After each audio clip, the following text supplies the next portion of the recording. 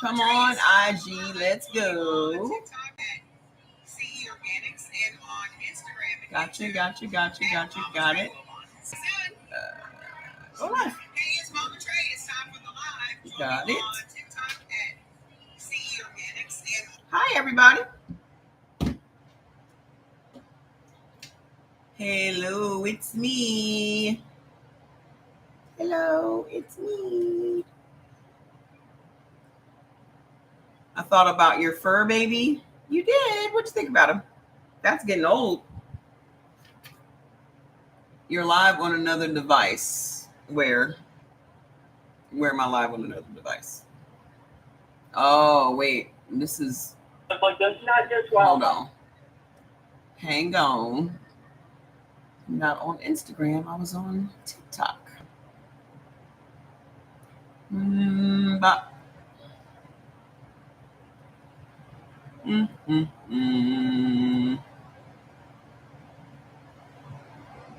Okay, let's go. When it thunderstormed today. Oh, it didn't thunderstorm over here today.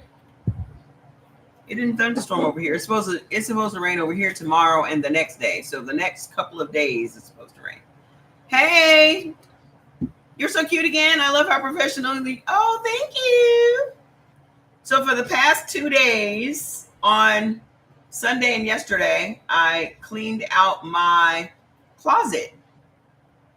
One of them, because I have 4 closets.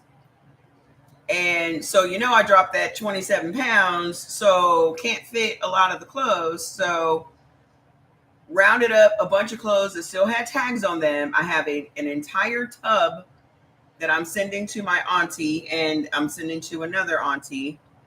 A big tub of clothes with tags on them that I've never worn. This is another outfit I've never worn. But this is an outfit I couldn't fit when I bought it. So I shrank down into this one. So, but again, some may call me a hoarder, but I say I just have outfits for all occasions. I don't know what size I'm going to be at any given moment. So I'm going to have cute clothes at whatever size. You feel me? I'm going to have clothes at whatever size I'm at. So if I decide to go to this place and that place, I got an outfit for every occasion. I got suits, I got classy clothes, I got upscale, downscale, gym clothes, and everything in between. Okay. You look like you've lost 27 pounds over that 2 weeks. Okay, you know what I'm saying? You gotta be ready. I'm one of the people that feels like if you stay ready, you ain't got to get ready. If you stay ready, how people be like, oh, I gotta go out and find an outfit for such and such. Find an outfit for such and such. Find an outfit in your closet. Because I told y'all over these next 4 years, I'm not buying nothing new. I'm not helping the economy in any way, shape, or form. Fuck the economy. Help the economy for what? Help the economy for what? I try to remember your outfit to know if you're actually lying. You ain't gonna remember my outfits. I told y'all when old girl lost the election, I'm not fueling this economy. As a black woman, I refuse. Y'all can do it. You good white folks can do it. You good white folks go out here and try to hold up the economy if you want to. You go ahead. You good white folks go ahead and keep Walmart profitable. Go ahead. Keep Target profitable. Keep any company that we figure out ain't for us, keep them profitable and see what happens. Good luck. Good luck with that. Y'all know damn well black women fuel the economy in this country. Y'all already know that. We spend more money than everybody in this country. We do. Okay. Your daughter surprised you for the Queen's concert. And yes, I was like, all right. Yes, ma'am. Beyonce. I already had 4 pairs of cowboy boots and cowboy hats and outfits and shit in the closet. I just had to pull something out. I had a whole, y'all saw me, I had a whole outfit plan. End up leaving the house looking like Johnny Cash. Started out with this floor length dress with the cowboy boots and all that. By the time I left, because I was so damn sick, I should not have been at that Beyonce concert. But my whole thing is, if I'm gonna die, I'm gonna die at the concert. So, because I'm gonna see her. I'm gonna see Jay-Z. I'm gonna see Destiny's Child. I'm gonna see who, because that was the last concert on the tour. We were the last date on the tour. Hey, Joe. And I was like, I'll be damned. I'm not missing that. I'm just gonna have to die today. It's my last day. So, do you think you got sick at the concert? No, I was sick before the concert. I was sick for months. This is why I keep emphasizing this. This is why I believe it's more important for me to talk about, the heart disease and the silent killer and the cardiovascular disease and all those things more so than the food, because you can go get the foods list. There's nothing revolutionary and shit that y'all have never heard before with me going over the foods list. You know what I'm saying? But this shit about this high blood pressure and this heart disease and this cardiovascular disease and all that stuff, that's what's killing us. That's what's taking us out. And for us to continue to ignore, these signs and taking painkillers for it and taking a nap or drinking some ginger ale or whatever to try to get the pain to go away, that's your body is talking to you. Your body is saying, hey, I'm going through something right now and I need you to go see a professional. Okay? Your friend just had a heart attack and she's 25. Just think, if you were a pro about eating for your blood type and you wouldn't be here today, I bet the nurse. Yeah, that's what they said. And the good thing is I don't have nothing else going on, because I could have had congestive heart failure and kidney disease and this disease and diabetes and this, that, and the other. And I don't have any of those things. So they were very impressed by that. I am so sorry about your friend, Reagan. That is crazy. What the hell was going on with your friend that she had a heart attack at 25? What the hell was going on with your friend that she had a heart attack at 25? What happened?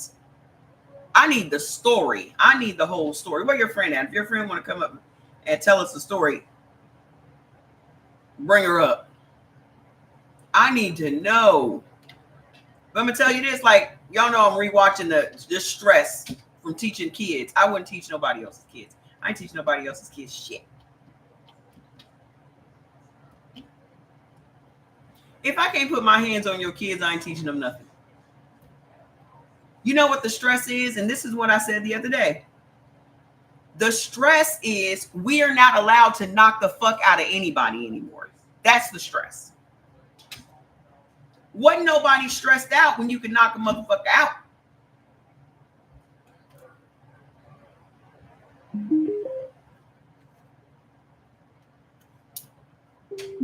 Who was stressed out when you can knock somebody's teeth down their throat?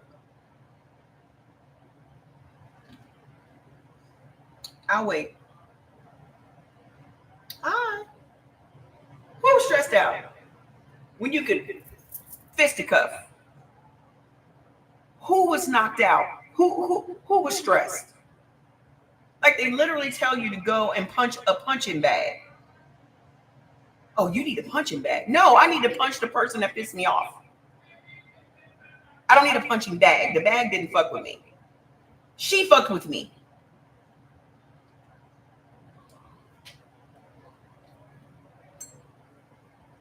So whenever somebody tells me, oh, you need to go get a punching bag, no, I need to punch the person that pissed me off.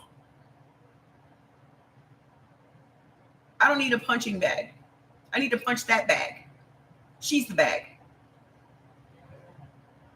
So the reason that people are stressed out, I'm telling you why your 25-year-old friend had a heart attack, was she couldn't beat them kids. You trying to teach a bunch of unruly, disrespectful ass kids. They don't have no boundaries, and you can't snatch them up. I'd have a heart attack too.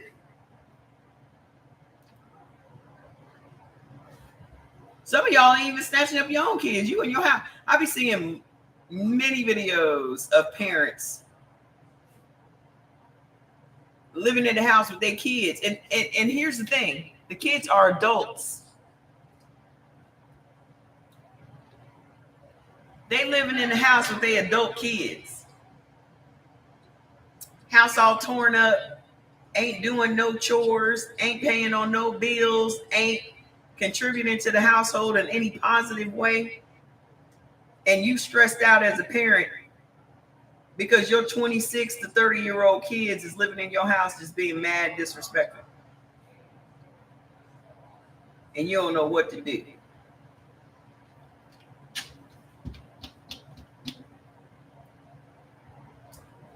I see the videos. Y'all are sick. Most people walking this planet are sick because they are stressed the fuck out. 90% of the diseases that we suffer from are exacerbated by stress.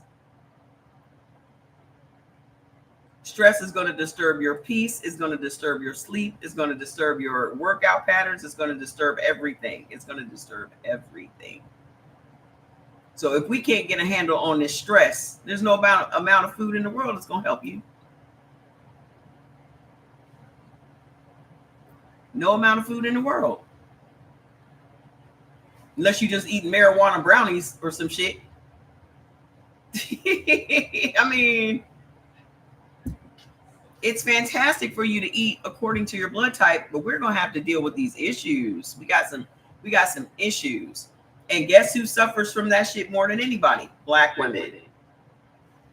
Allostatic load, the technical scientific name for the stress that Black people deal with, especially Black women, is called allostatic load. Go and look it up.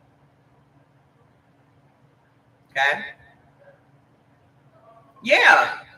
Number one thing that stresses y'all out is the opinions of other people. The number one thing that stresses a lot of people out is the opinion of other people. But I link, you know what I link that shit back to? Lack of boundaries. I believe that the underlying issue to caring about what other people think about you is and when I'm talking about it, because none of us here are like famous, right? So, unless you're like a huge influencer or something, strangers are not going to have an opinion about you that you really give a damn about, right? You're not Cardi B. Okay, let's just put it that way. You care about the opinions of the people around you. Okay? So that would mean that you have no boundaries. Because I don't really give a damn about what people are saying behind my back. I don't care. It's none of my business. But a lot of people will not have the nerve to say what they need to say to you in your face. But there are those family members that will overstep because they know they can overstep. So, who's causing you the most stress? Probably the people closest to you. Who is causing you the most stress? Probably the people closest to you. How do they get away with that, you might ask? Because you don't have any boundaries. You haven't told them what they can't say to you. You haven't told them what they can't bring to you. You haven't told them this is the line that you're not allowed to cross with me. You have not checked them. You have not snatched them the fuck up. You ain't done none of that. So these people are running around in your life unencumbered, unbothered, unrestrained, because you ain't never restrained them. Whether that's your kids or your mama or your daddy, your sisters, your brothers, your cousins, your aunties, your uncles. You ain't never say, hey, hey, hey, keep it cute.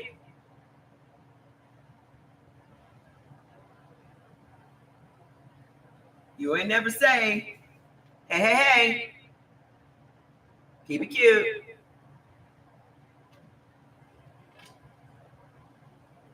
I saw a video the other day that just irked my nerves.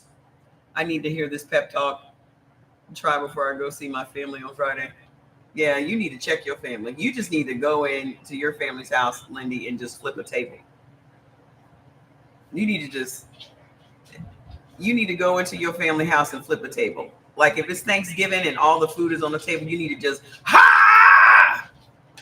just shit everywhere. That's my advice. Once in a while, you got to flip the table. Sometimes people need to just think, she crazy. I ain't going to fuck with her. Do you know how much peace that will provide you when people think that you're crazy? Y'all, you haven't lived until people around you think you're nuts. Because people do not actively fuck with people that are nuts. They do not actively poke the bear. Unless you on the Real Housewives, they're not purposely poking the bear. Because they know you're going to flip the table. Oh, shit, she crazy. Yeah, hold that shit down. Just when I walk in the room, I want to hear, hey girl, hey. I want to hear the lips closing. Hey girl, hey. How you doing? How's everything? How's the family?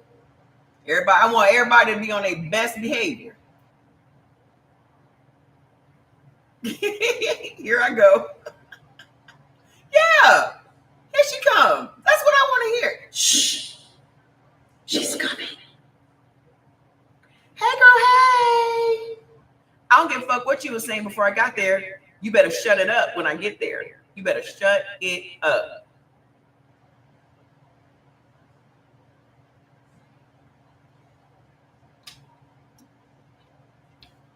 I did that tour this year, a whole different world now. Basically, they don't communicate now, but I'm so very glad. Yeah, you didn't want. Why you need people communicating with you when all they do is provide negativity? Why you need to hear from your family if every time they talk to you, it's some bullshit? Well, my family don't talk to me anymore. All they provided was bullshit. So why do you need to talk to them? Some of y'all be holding on to this family, and that shit is like rotten cheese. That shit is molded. That shit should have been thrown in the trash a long time ago. Y'all still holding on to them. Y'all holding on to some old moldy cheese that ain't serving you. Can't eat it. Ain't shit you can do with it. It's just in your refrigerator every time you open it up. Oh, there's that cheese again. That funky ass cheese. Every time I stick up for myself, my dad says, "Oh my gosh, when do you need medication, bipolar?" But yeah, girl, let them think you bipolar so they don't fuck with you. I don't understand why y'all not using this shit up. Use it up. If you bipolar, you should be telling that to everybody. You know I'm bipolar, right? Oh, okay. If I was bipolar, I would be letting everybody know. You know I'm bipolar, right? That is, don't fuck with me. I'm this close to snapping. Why are you keeping it? Why is that the dirty secret? Oh, Lindy, you know Lindy's bipolar. Everybody in the family should know Lindy bipolar. Don't fuck with her. See, white people don't use their bipolarism like black people do. We do it as a warning. We'll tell you as a warning. Y'all be using it as a crutch. Yeah. Oh, it's me. I'm bipolar. And then you got to try to find some escapism and shit. We don't do that. We going to, bitch, you know I'm bipolar. Right? That's a warning. Black families and white families are different. You come over in our family and say I'm bipolar, they'd be like, welcome. The fuck? Everybody here is bipolar. And your point is?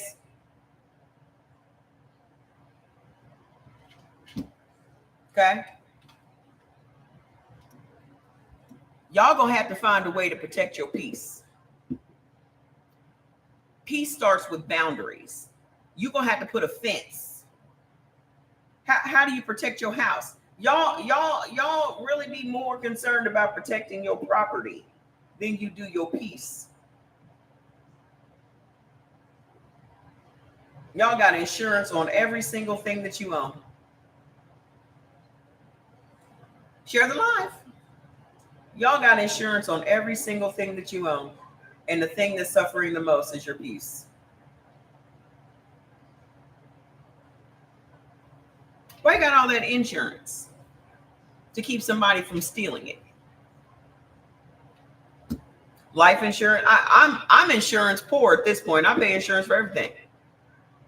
Car insurance, homeowners insurance, life insurance, insurance for medical. And we got everything in our lives is insured except our peace. And that's the one thing that's the most valuable thing you have. The most valuable thing that you own is your peace. And y'all don't have none.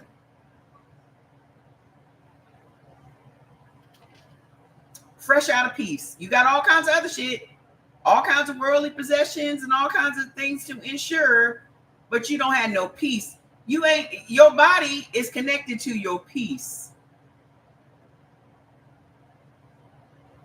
Your body is a direct correlation to your peace. Nobody seems to be making that connection.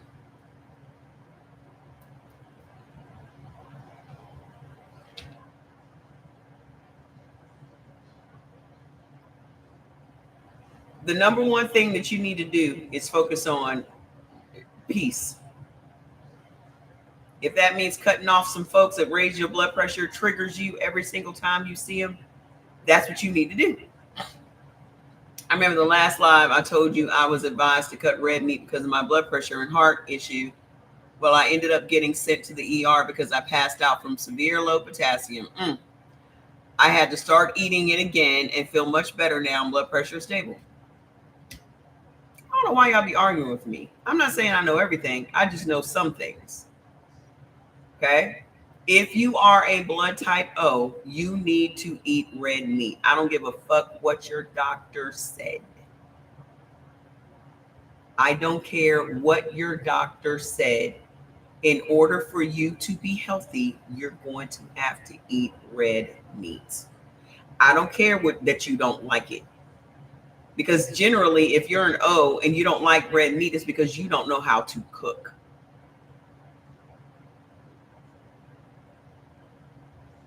Well, peace and mood are two different things.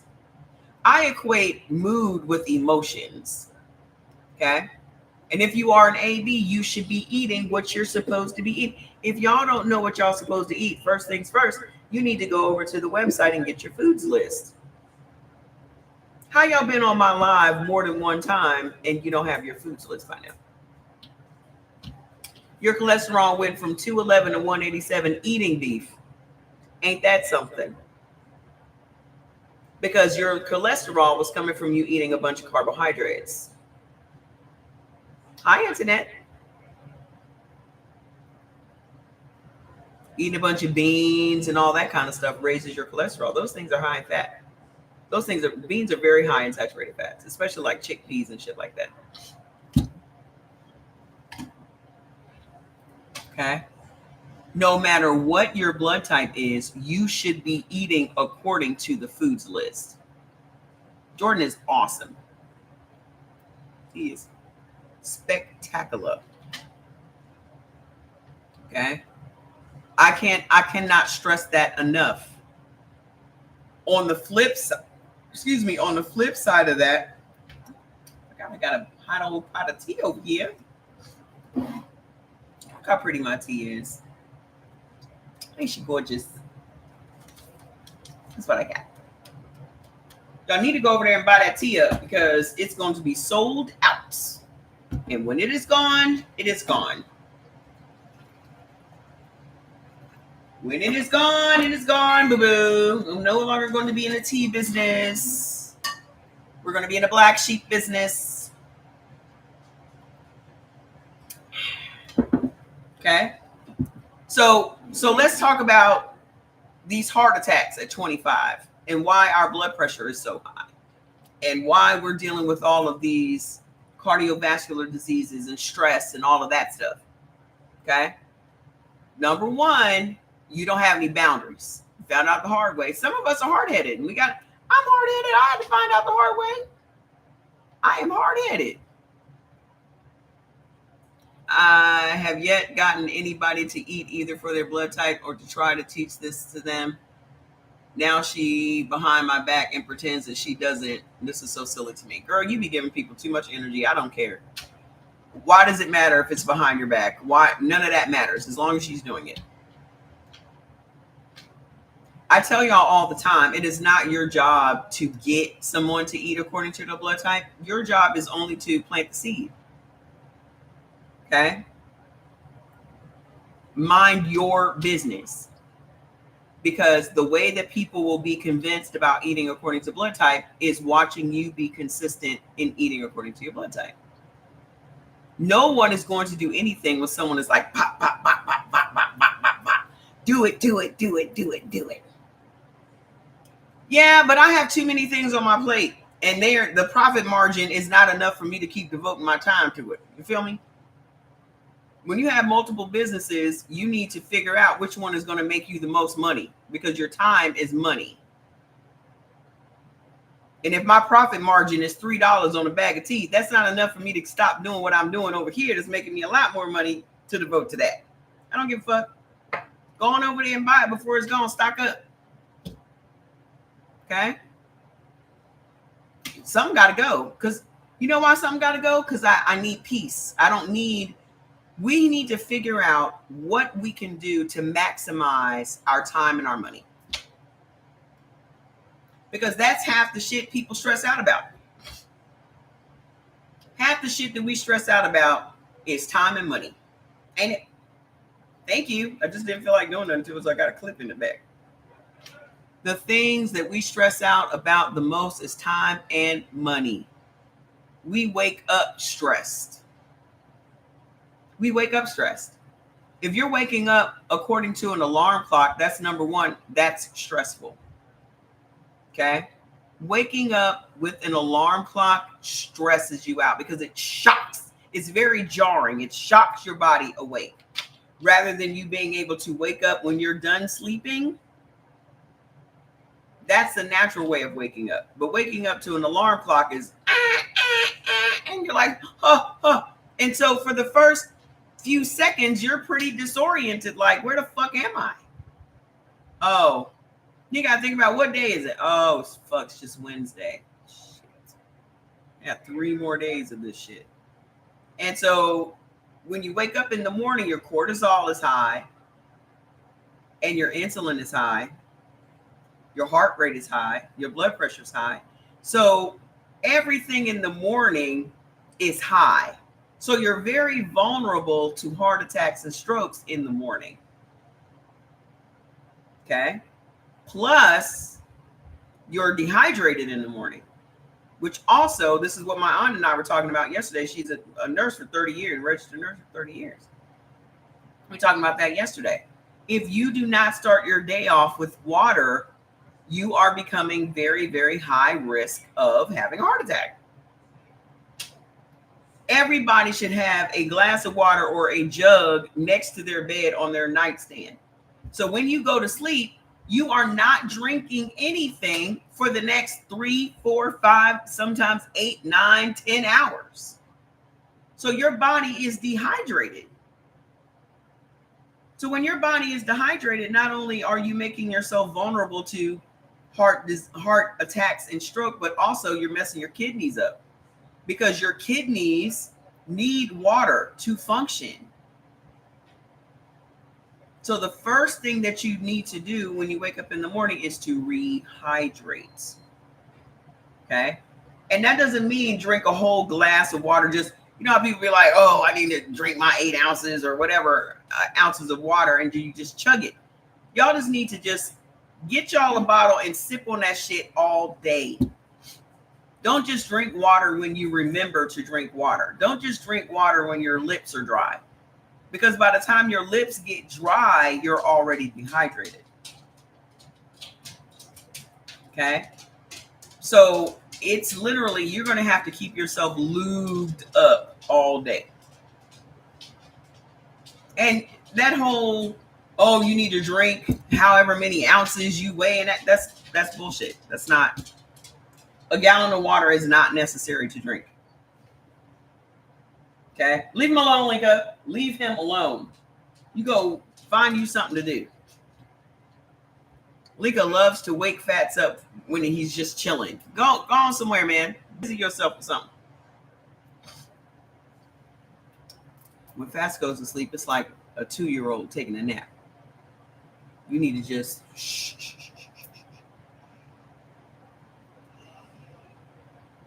Because that is when the peace happens.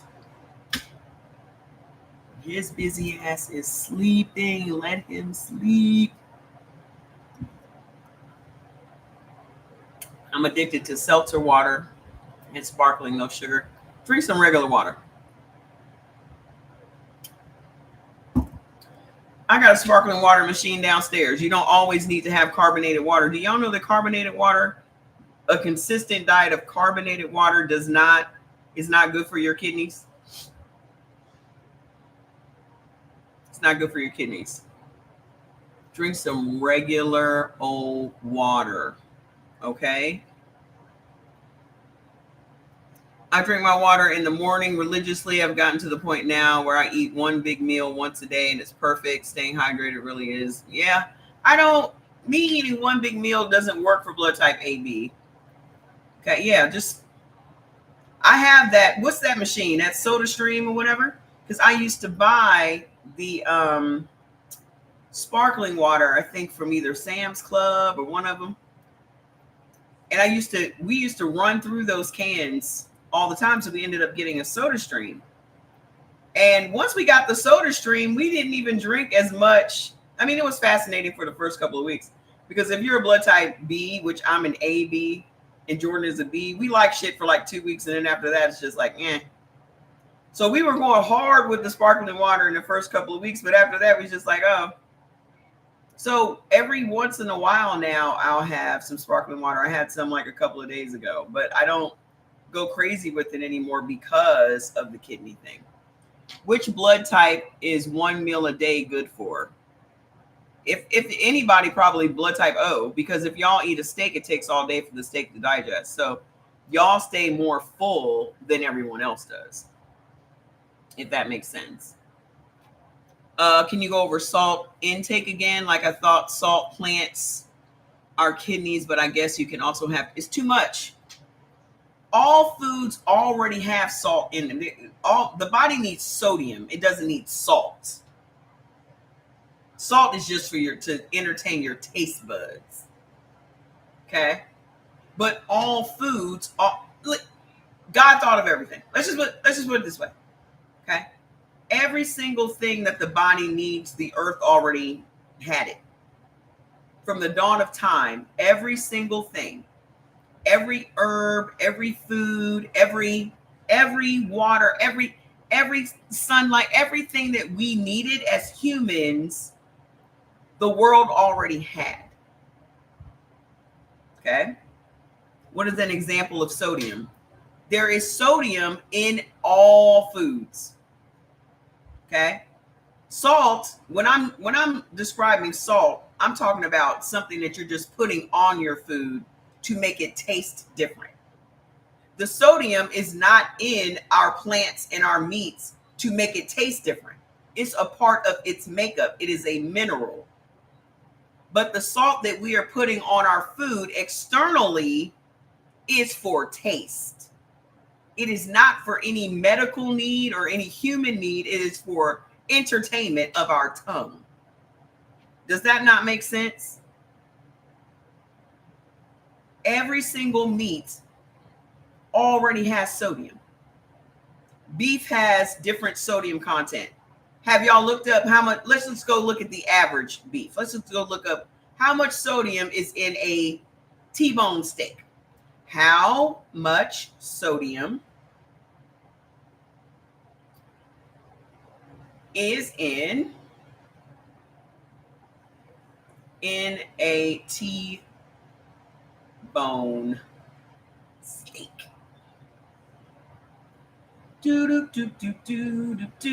60 to 180 milligrams of sodium per 4 ounces.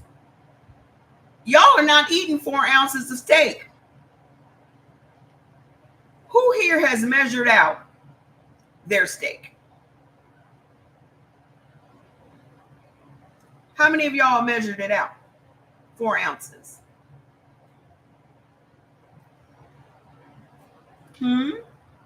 Okay, none of you. So let's say you're eating an 8-ounce steak. That's 360 milligrams of sodium. Let's just say you're eating 8 ounces. So now you got 360 milligrams of sodium without seasoning the steak.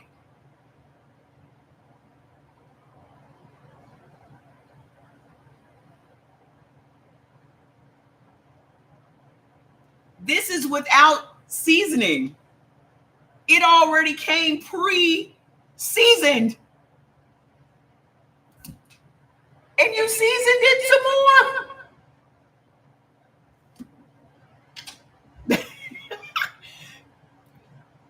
The average human should only have 1,000 to 1,500, maximum if you are in such great health, 2,000 milligrams a day.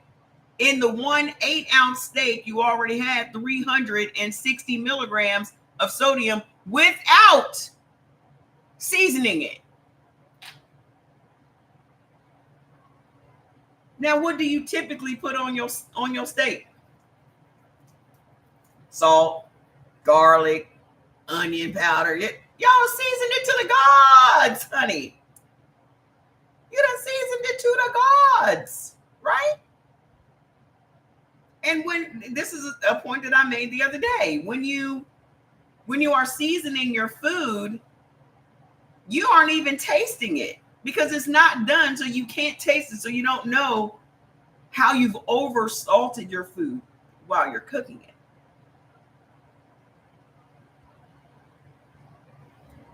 Celtic salt is extremely high in sodium. So hold on. Celtic salt. I don't know what it is with you white folks. Are all of y'all, what are y'all all Celtic now? Like that, y'all swear by this shit.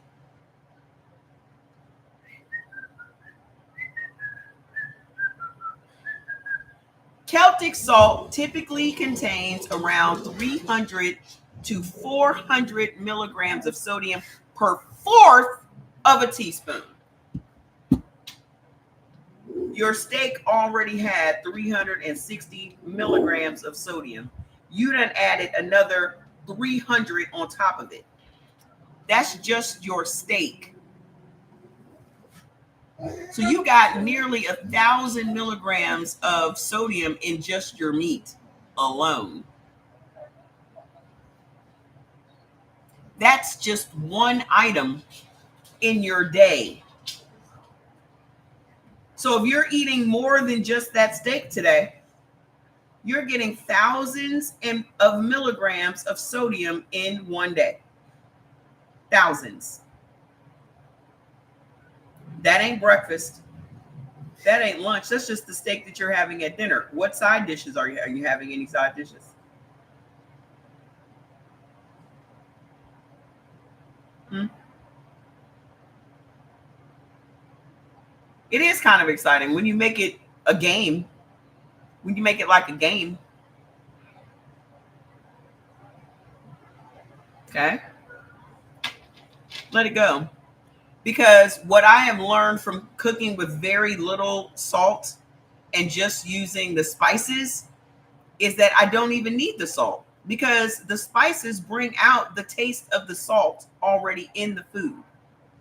So when I'm cooking turkey now, like 2 ounces of turkey has 220 milligrams of sodium. Just 2 ounces. Who the hell is eating 2 ounces of turkey? You eating the whole drumstick. You eating the turkey wings. How many of y'all are measuring the ounces of the turkey? Nobody. So you're eating all that turkey. So you're eating all that salt. Ooh, thank you. The new wig. But I didn't have time to be doing that to it. So I just put a clip in it. No one is measuring, right? So we're all overeating. That's first and foremost. If you're not measuring your food, you're overeating. Because whenever you look at the package and it says the sodium content, it is based on the serving size in the package. It's not based on the full package, it's based on the serving size. So if you are eating something that has four servings in it, and you see that it's 400 milligrams per serving, you got 1,200 milligrams of sodium in that one package of food. And you done ate the whole package when it was supposed to be shared by 4 people. Then y'all wondering how your blood pressure's high. I don't even be eating stuff like that.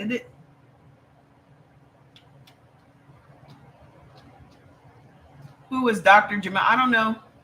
I have no idea. I don't follow none of them hoteps. So if you're not measuring your food, oh, thank you. If you're not measuring your food, I guarantee you are overeating sodium. Because you weren't even aware that all of these whole foods automatically already have sodium in them. Well, here's the thing that you need to think about. Here's the thing you need to think about.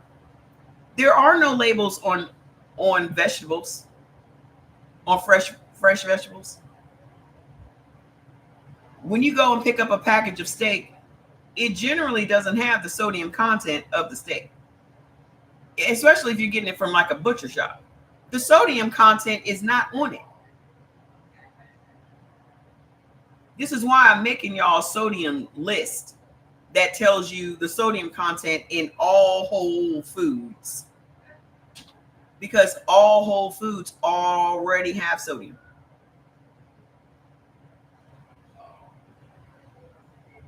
Yes, you can.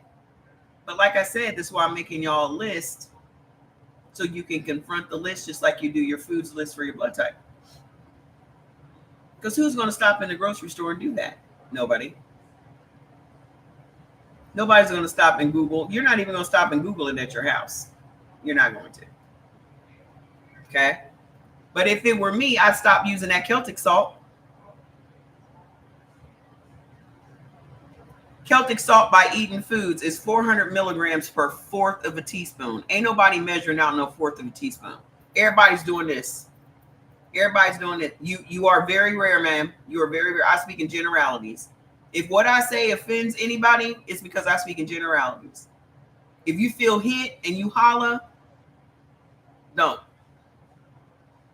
The average person is not going to stop and Google the sodium content in their food. Period. You are not the average person. Does that make sense? The average person is very lazy. The average person is extremely lazy. Hi, how you doing? So Celtic sea salt by Salt of the Earth, which is another company, is 350 milligrams per 1/4 teaspoon. Listen, every time somebody says, dang, I thought such and such was good, in comparison to what? In comparison to what? Other salts? Let's go see the sodium content in kosher salt. Sodium content. I'm gonna tell you right now, all salt is bad. Period. Oh, you know what's worse? All those mixed seasonings. All those mixed seasonings, like the Tonys and the Lowry's and all, the seasoning salts and all those.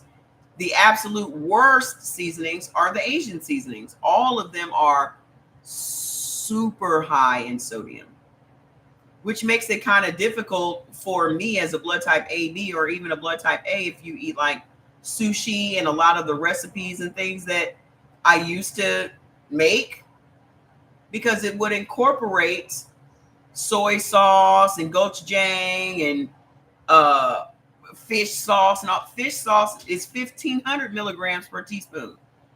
50. You ain't even supposed to have 1,500 in a day. That's all the food that you eat in a day. And 1 teaspoon of fish sauce is 1,580 milligrams of sodium.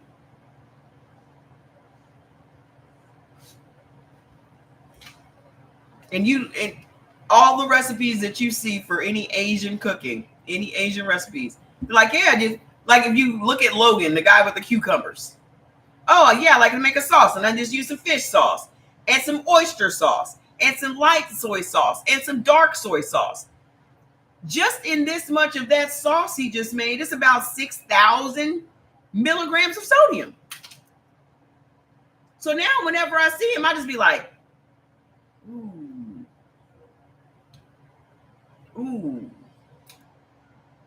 All of my face, I had to throw them all in the trash. I just posted my little deconstructed sushi bowl today. I made my saltless salmon. I had my saltless, seasonless ground tuna and cucumber. I didn't even have any rice in it. I just had sliced cucumber, sliced carrots, sliced onions. What else did I put in there? The thing that had any little sodium in it was I mixed some cream cheese and some mayo and a little bit of rice vinegar. And what else did I put in there? A little bit of Greek yogurt. That was the sauce for it. And I just ate the seafood with the fish on top of the cucumber like it was a cracker. And that's what I meal prep that. So I can just quickly grab that and eat it, before the live. That's the only thing that had sodium in it. And trust me, I was measuring. But also, I'm not eating that whole container that I made a container to go with it. So I'm only eating a couple of teaspoons of that. So I'm not getting the full, sodium content of the container because I'm not eating the container. So we have to make it a habit to start looking at the serving sizes of all of our food, and we have to start measuring. Okay? Make sure that you check, especially with processed food, because if you're eating a pizza, a frozen pizza, or even making a frozen pizza, okay, you have to look at the serving size and if you're going to eat the whole thing. So if you're going to eat like a cauliflower crust pizza, the cauliflower crust pizza, the serving size is a third. So if a third of it is 170 calories, this is just the crust now. This is not the toppings. So if a third of it is 170 calories and the sodium content in that is 95 milligrams of sodium, that's just the crust.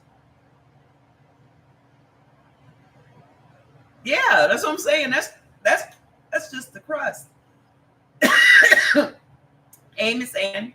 Ooh, I forgot my teeth and got cold. That's not the sodium content in the cheese. That's not the sodium content in any toppings that you put on it. I used to make those. I used to be putting the cheese on it, the turkey pepperoni on it, because it's turkey, right? Some onions, green olives, sometimes black olives. So I guarantee you that cauliflower crust pizza probably had 2,000 milligrams of sodium. I guarantee you that. Because wasn't nobody looking at the sodium content of the cheese. Wasn't nobody looking at the sodium content. I looked at the sodium content the last time I made one of the turkey pepperoni, and the serving size was, I don't know, a third of the package, was 600 milligrams of sodium just in the turkey pepperoni.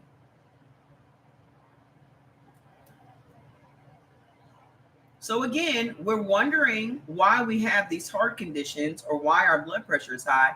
And then you've convinced yourself that, oh, I don't eat a lot of salt and da da da. The reason that you believe that you don't eat a lot of salt is because you didn't take into consideration that the food that you're eating already had salt before you seasoned it. It already had salt before you seasoned it. Let's see how much sodium is in chicken. So it has duck breast. I don't know who's eating duck breast. 83 milligrams of sodium is in cooked duck breast. That's just a cup. That's just a cup of diced duck breast has 83 milligrams of sodium. So let's look at, let's see, sodium content.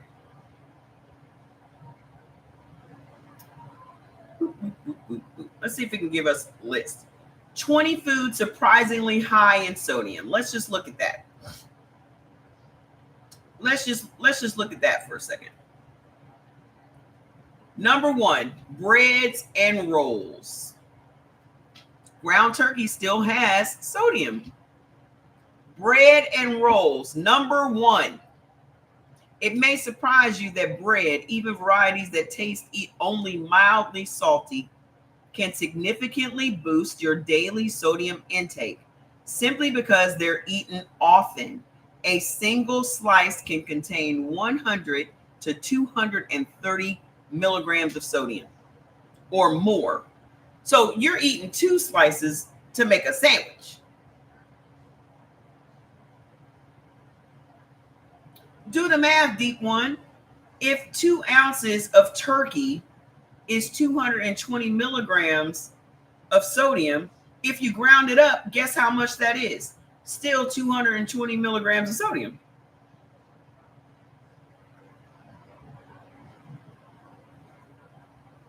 If 2 ounces of raw turkey, not ground up, is 220 milligrams of sodium, then what would 2 ounces of ground turkey be?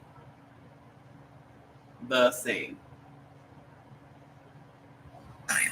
Now imagine. So hold on. The next thing that is high. It's pretty great, right? Who is talking? Why are you talking, lady? You can stay longer and save more. Our customers All these save an average ads. of 10% when they book select properties Hold on. for a week or longer. Just in case you needed another reason to Let me just go extend that back and start this again. I don't know if I didn't click on something. The next thing that is very high in sodium. So with just the sandwich, just the bread, you are looking at almost 500 milligrams of sodium. Hang on, TikTok.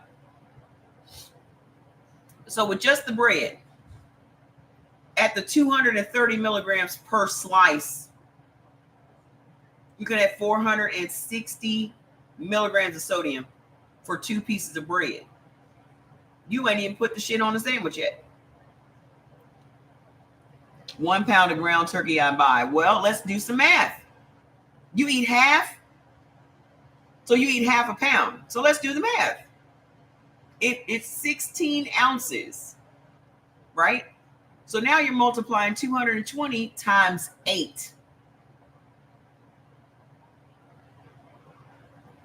If 2 ounces is 220 milligrams of sodium, how much sodium is in a pound of ground turkey?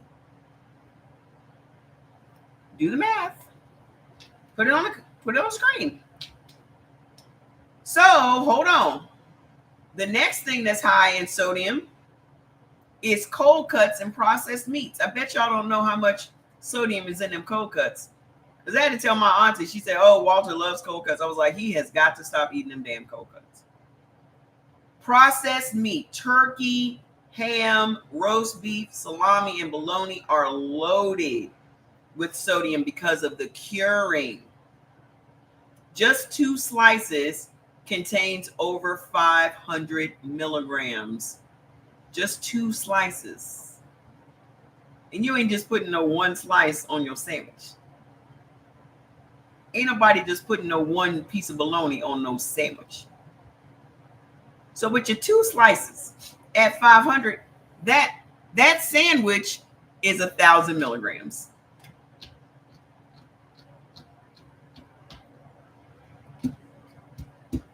$1,760 milligrams of sodium in a pound of ground turkey. 220. So it's 220 times 8. So 2 ounces is 220. So let's take 220. Why is Cardi B now playing? I was hitting the calculator. Calculator, not Cardi. So 220 times 8 is 1,760 milligrams of sodium. That's in your ground turkey.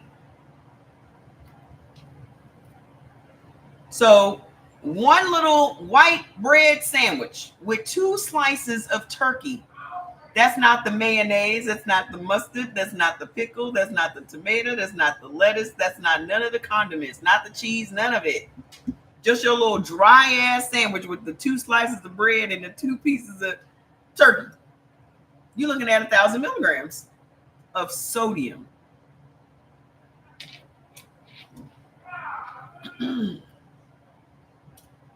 What else is high in sodium? Pizza. A single slice can contain anywhere from 600 to 1,200 milligrams of sodium, depending on the toppings and the size. 1 slice, 1,200 milligrams of sodium. Then we got canned soups. Did y'all know how much sodium is in canned soup? And a can of soup, I think the serving size of a can of soup is you get like 2 servings in a can of soup. Ain't nobody eating a half a can of soup. Who the hell is eating a half a can of soup? Who eating a half a can of soup?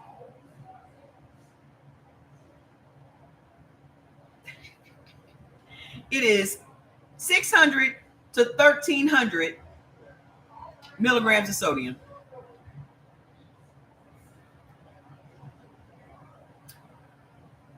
If you consume the whole can, it says, while convenient, canned soups can deliver 600 to 1,300 milligrams of sodium per serving. There's 2 servings in the can. So now you're looking at, what's that? 1,300, 2,600 milligrams of sodium in a can.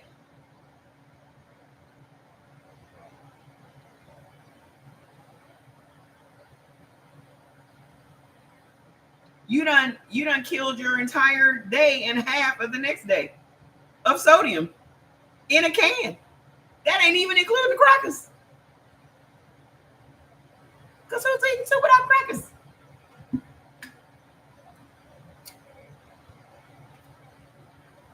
So now you got 2,600 milligrams of sodium in 1 can of chicken noodle soup or tomato soup. Probably chicken noodles, probably more than the tomato.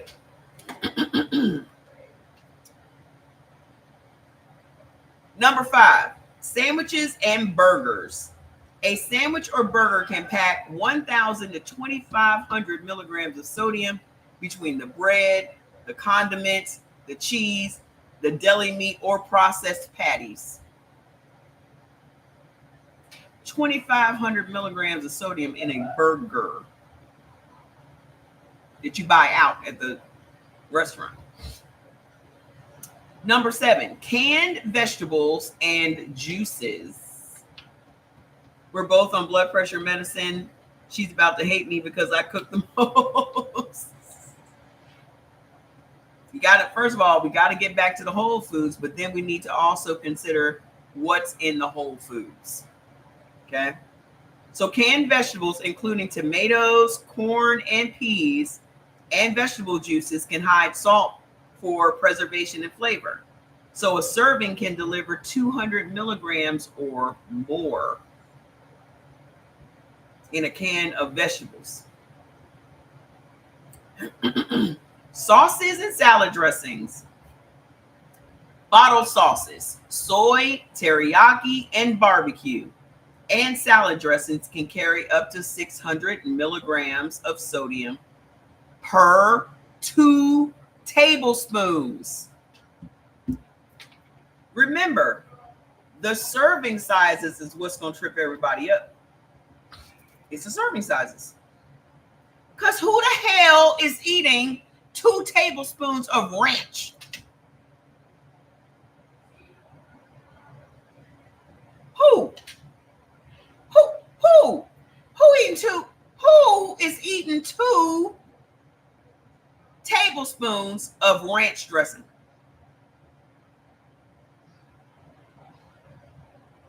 Whenever y'all see somebody putting some damn, it's my carrot juice. My carrot juice has 150 milligrams of sodium per 8 ounces. Ain't nobody putting no 2 tablespoons of salad dressing on no salad. Nobody. That's how much I put in the cup. You're addicted. Oh, I love it. This hypes me up so much. This gives me more hyper than coffee. I have so many carrots in my kitchen because I usually juice it myself, but I keep this just when I don't have time. So this is my backup, but I got probably 10 pounds of carrots downstairs.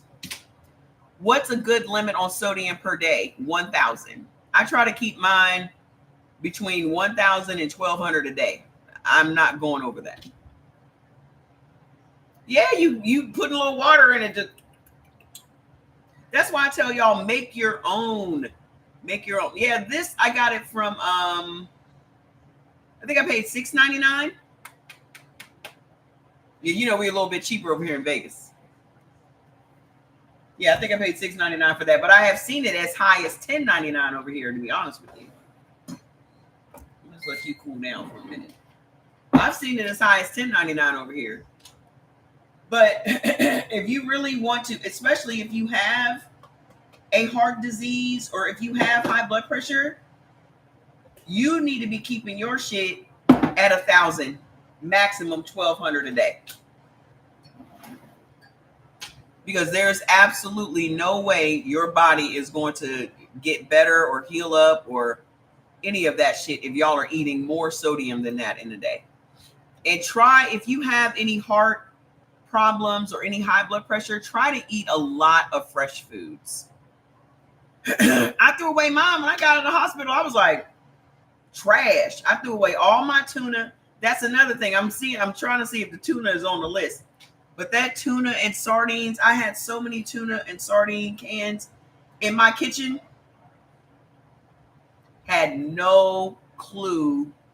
It never dawned on me because, again, those are things that I benefit from. Okay. You're surprised to see me drinking that? Why are you surprised to see me drinking anything, man? Yeah, I got it from the store. It's called Boathouse Farms. But trust and believe, I read the label. It's just carrots. I usually juice my own carrots. I'll say it again, but I keep these in my refrigerator when I don't have time. Okay. Again, serving size. It has 0 fat.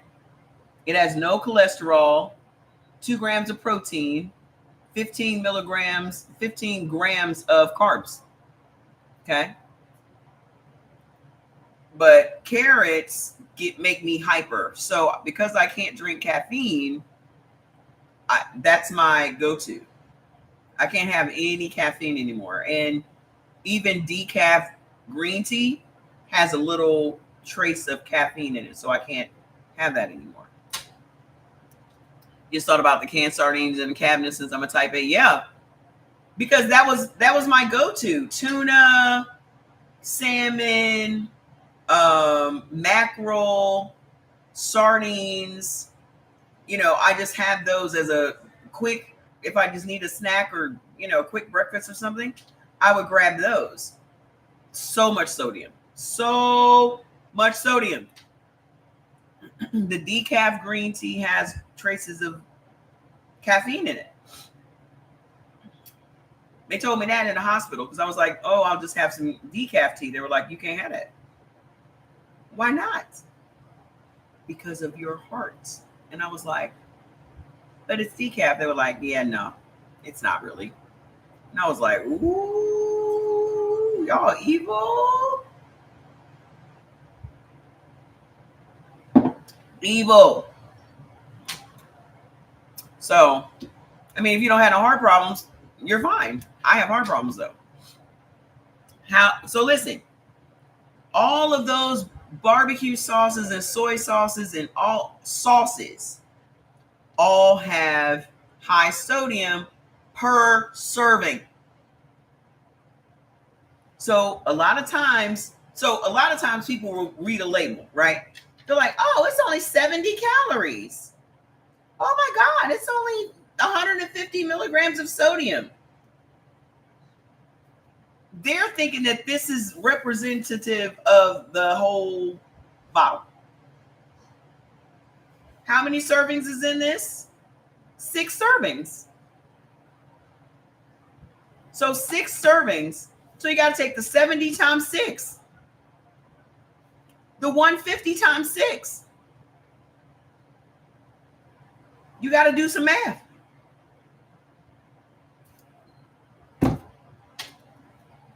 You got to do some math. Snacks, snack foods, chips, pretzels, and crackers. Serving sizes, it says popular snacks like chips, pretzels, and flavored crackers often list sodium among their top ingredients, with some servings contributing 150 to 400 milligrams each per serving. And in most cases, they'll say like 15 chips. Who the hell's eating 15 chips? You buy a bag of chips. You sitting down watching the show. Who the hell is eating 15 chips? You counting 15 chips? You count 15 chips?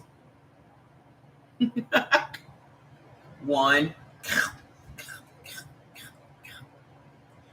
2, 3.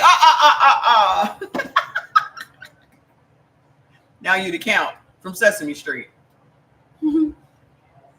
I bet you in blood type since last week. You bet me in blood type since last week. You bet me?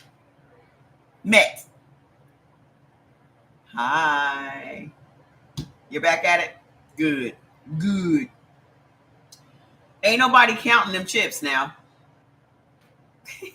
You said, I hate Pringles. Pringles just taste like cardboard. I don't know what's going on with these little bangs. They're about to get tucked. They don't stop. Okay? But if them Lay's chips and they fresh, Good. They Lay's chips and they fresh. You ain't eating just 15. Not no fresh Lay's. Not no Grippos. You ain't eating no 15 Grippos. I'm gonna tell you that right now. Who eating 15 Grippos? Y'all know what Grippos are? Do y'all know what Grippos are? Because you know Grippos are regional. Do y'all know what Grippos are? Grippos are the best. Grippos are the best barbecued potato chips in the world. They're just like this, like a natural honey flavored barbecue chip. We had them in Ohio. They actually sell Grippo seasoning that you can put on your own potatoes at the house. But, you know, a lot of foods are regional. So what y'all eat over there, we don't eat over here. But yeah, you ain't eating no 15. 400 milligrams per serving. Then you got the ready-to-eat breakfast cereals. Hi. You got the share it alive, guys. You got the ready-to-eat breakfast cereals. Let's see what's in that. Oh my gosh. I hate these sites that have all of these things on them. Oh, yeah, I guess that would make sense. I see the way you do that, but let me ask you a question. Now I got to close this up because now it's being stupid. So the breakfast cereals,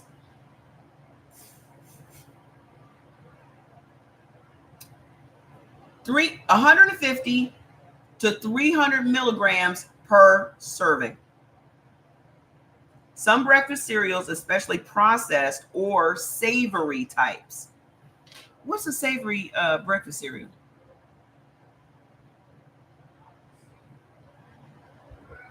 What's a savory breakfast cereal? Did I miss something? The taste may not seem salty, but the numbers add up. Restaurant and fast food meals. Grits. Oh, grits. I didn't think about it. Yeah, grits. Hominy. Grits. Yeah, that makes sense.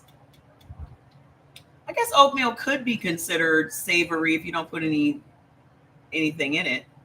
I've seen people eat oatmeal like they eat grits.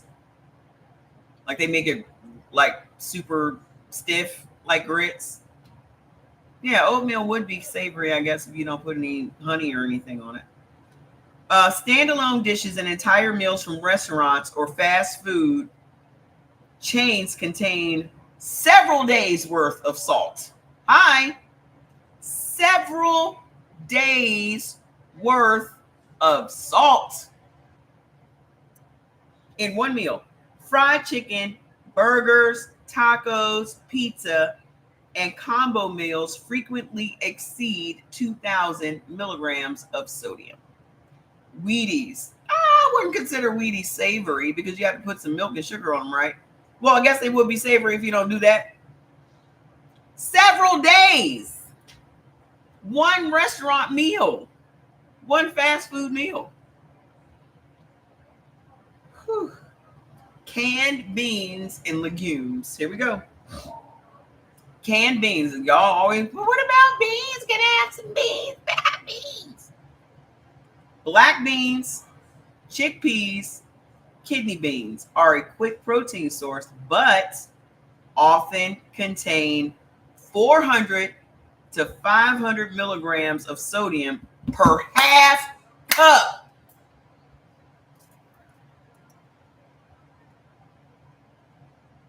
A half a cup of beans or chickpeas has 500 milligrams of sodium.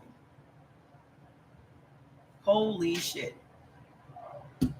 Ain't nobody eating no half cup of beans. Who the hell's eating half cup of beans? Y'all make a pot of beans and you got the cornbread next to it. You got the ham hock in the pot. Who the hell is eating a half a cup of beans in a pot of chili?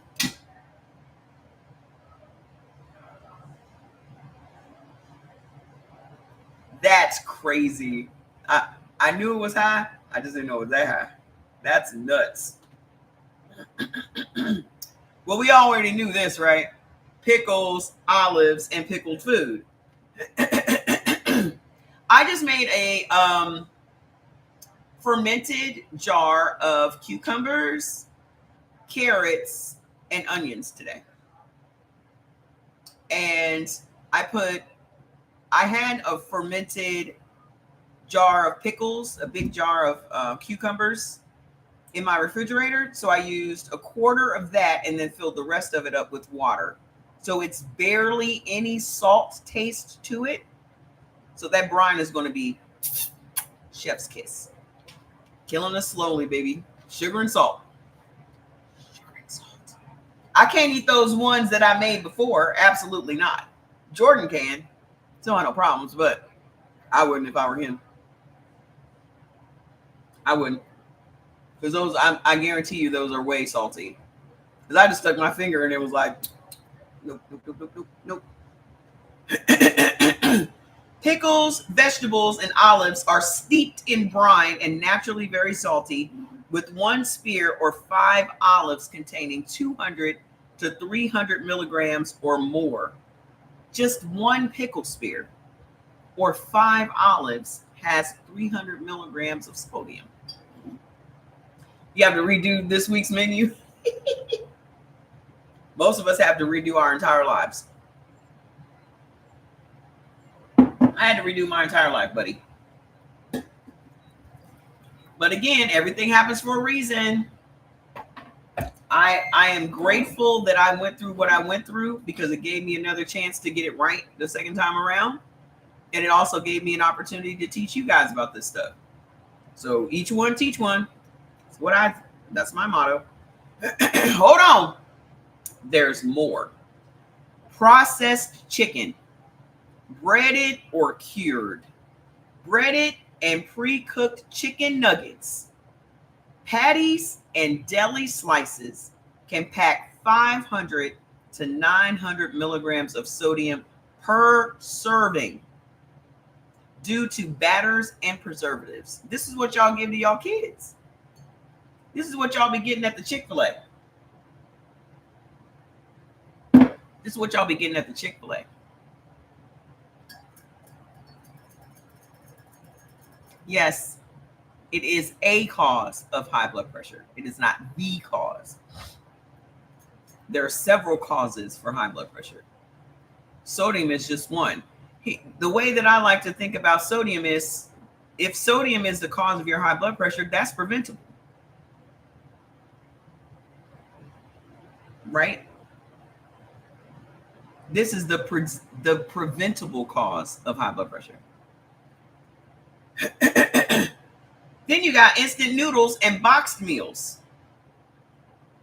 Ramen, macaroni and cheese, or boxed rice and pasta kits are notorious for extreme sodium amounts, often over 800 to 1,800 milligrams per package.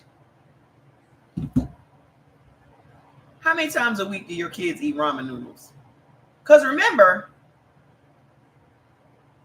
especially in African Americans, I'm not even especially, in African Americans, we start to get heart disease and cardiovascular disease at the age of 20 and up.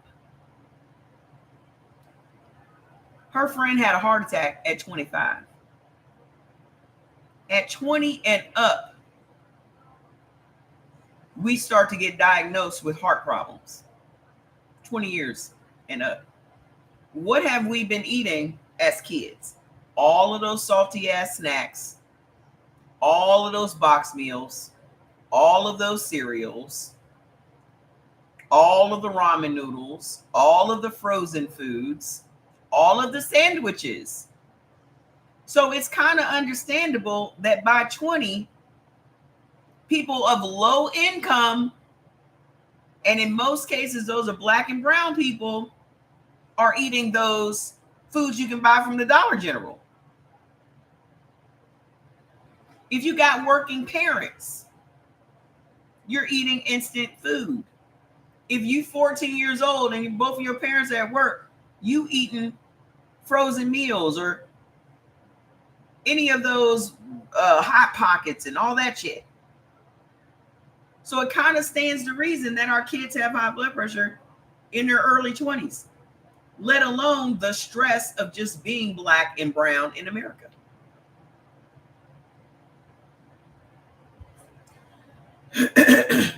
Then we got, this is why I had to stop eating cottage cheese. Remember all them, everywhere you look, all you see is white people making cottage cheese recipes.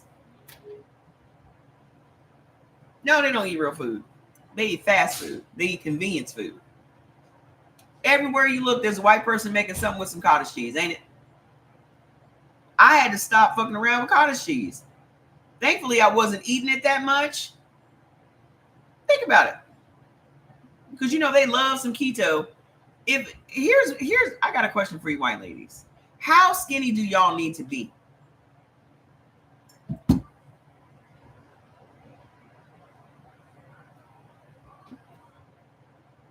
What is the required level of skinny do y'all need to be? I don't know if it's to be happy and healthy, but what I gotta find me a skinny white lady and ask her this question, because y'all have no problem asking black women questions about our nails, our hair, and everything else. The next time I see a super uber skinny white woman, I'm going to ask her, what is the skinny requirement for white women? I don't have a problem with pumpkin spice. Don't talk to me about pumpkin spice. No, I feel real personal about pumpkin. I love some pumpkin spice. Love it. But that sourdough, that's the question I have. Because every time I see these chicks making these cottage cheese, keto, high protein, y'all remember how they used to, sidebar, y'all remember how they used to talk so much shit about Michelle Obama showing her arms all the time?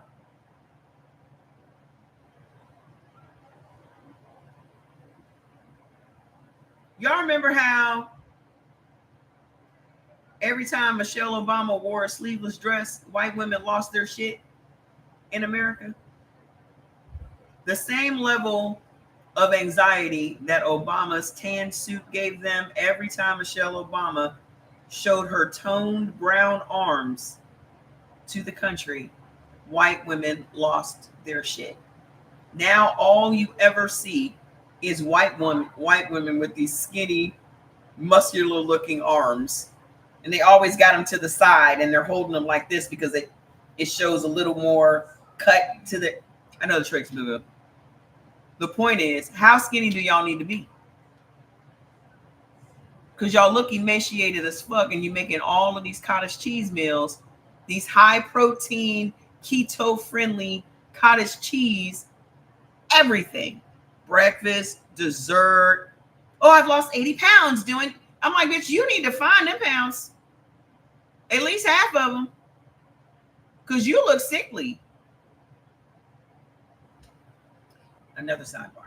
Have y'all seen the TikTok trend of the white ladies making the videos showing that they're 50 years old?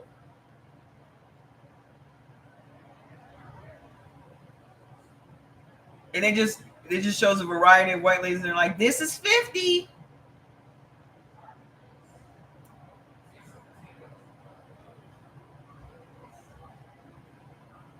Have y'all seen it?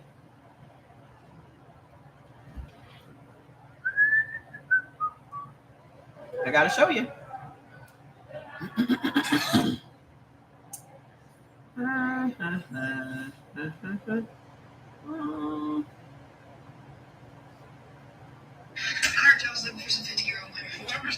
There's like a trend going around, like post. This is just a lady. What 50 looks like without a filter, and I'm always very vulnerable. But here you go. 48 actually. There's like a trend going around that you post what 50 looks like without a filter, and I'm always very vulnerable. But here you go. First of all, lady, your forehead is shiny, which means you've had Botox. There's like a trend. I know Let's this. try this again. Okay, here we go. This is what 50 looks like. This is the did one I it saw. before. Let me see if I can find the original one. You guys. Ha ha ha. So let's try this again. Here it is. This is what 50 looks like. I did one before. Well, this is 50, you guys. I am 56 years old. I'm 56. This is what 50 looks like. Well, probably 52. I'm 56. This is what 50 looks like. So there's a challenge going around of what 50 looks like. I just turned 50 in November. I'm 56. Whatsoever, I'll be 59. And I'm 58 either. I'm 59.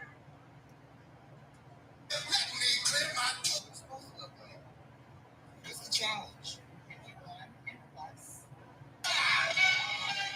So look at him. Check the flavor of the rhythm I wrote. And when I get a 6 years old. What are y'all doing? So, this is what a 51-year-old looks like with no makeup and her hair not fixed. I don't have on any makeup. So, And my hair's not fixed. 51-year-old looks like with no makeup and her hair not fixed. What do you think about that? So, this is what a 50. I will never.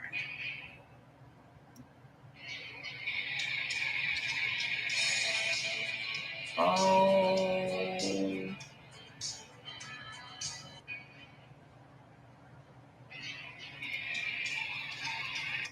So I don't normally.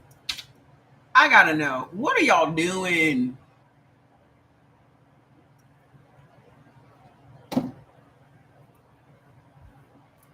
What are y'all doing? What is happening?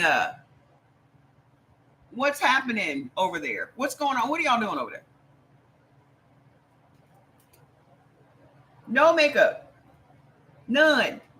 Zilch.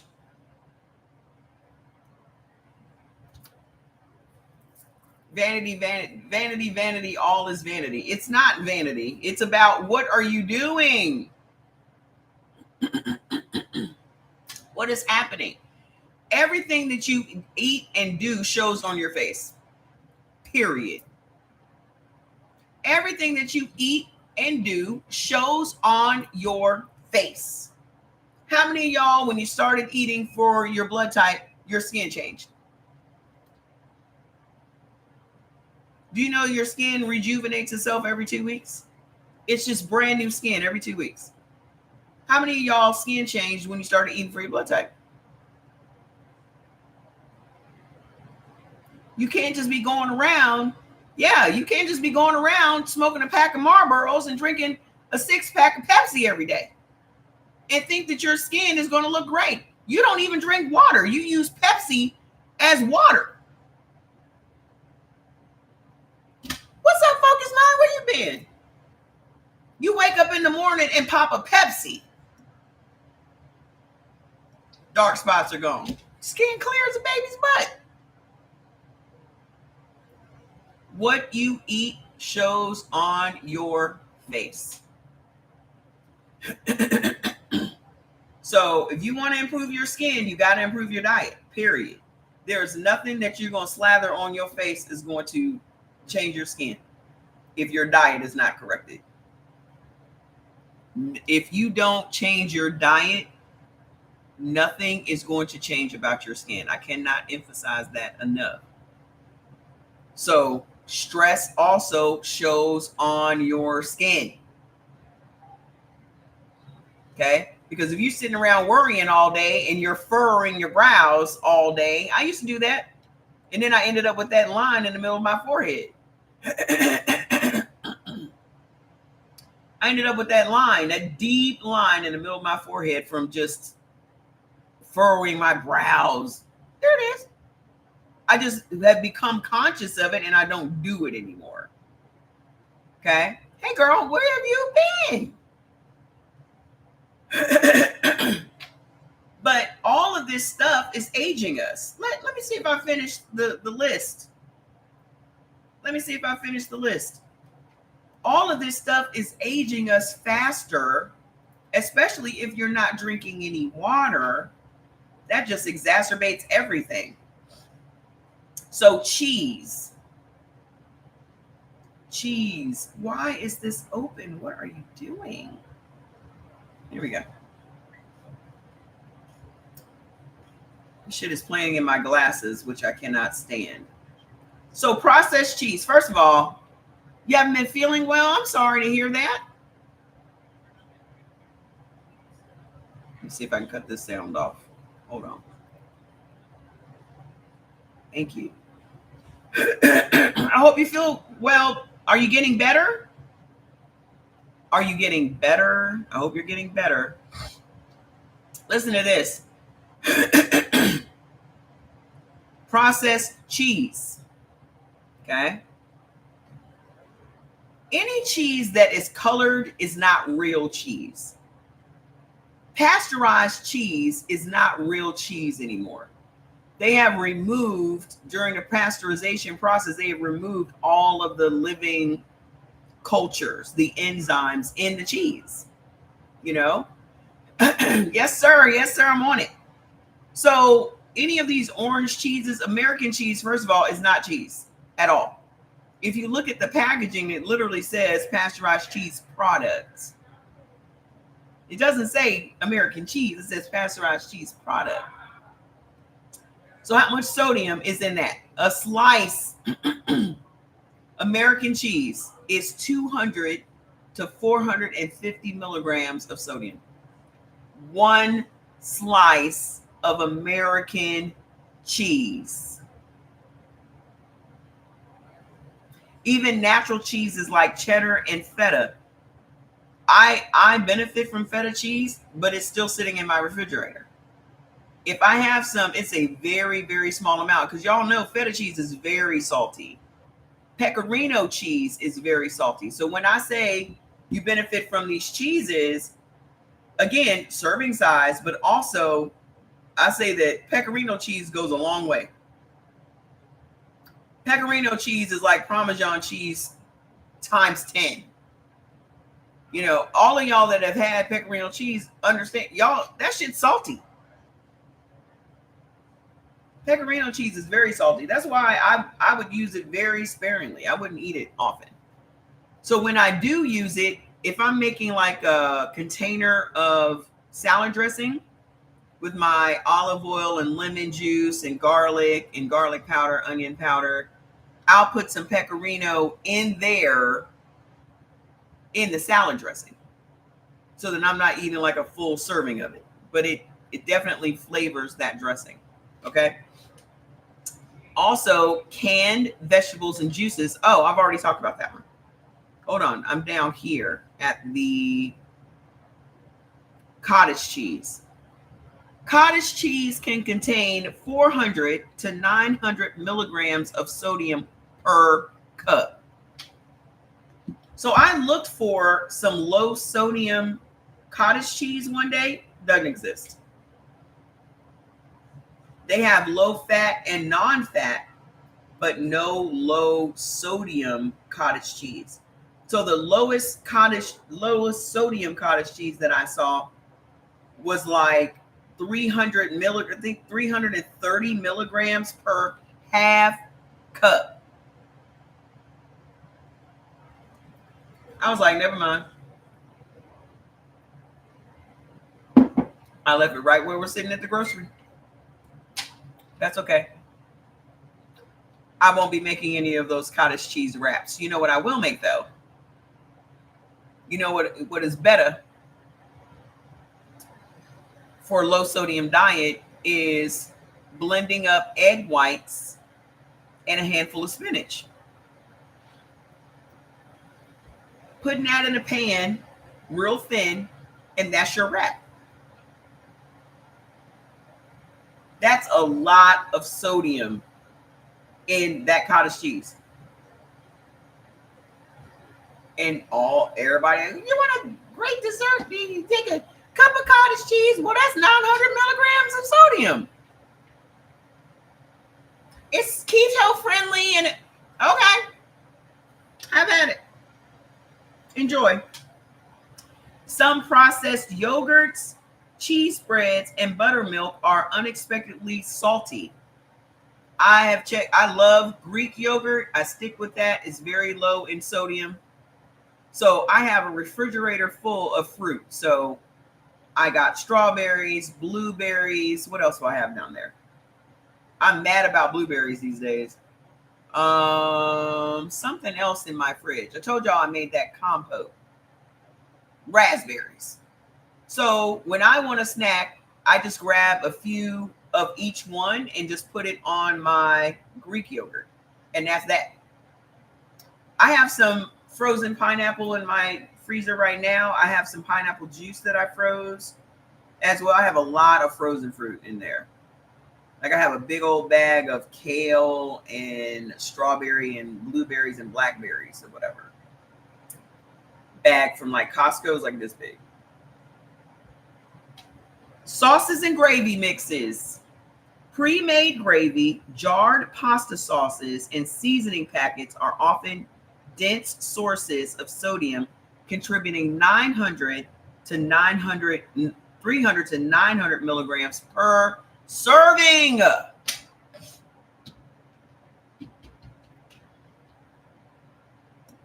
Yeah, sodium is in all of the meat. Sodium is in all the meat. Per serving, guys. Seafood, smoked, canned, and pickled on the list for the highest sodium content. Smoked salmon, sardines, anchovies, which is what makes the fish sauce that I told y'all was 1,500 milligrams, and canned tuna, especially in brine, can contain 300 to 500 milligrams of sodium in just a small serving.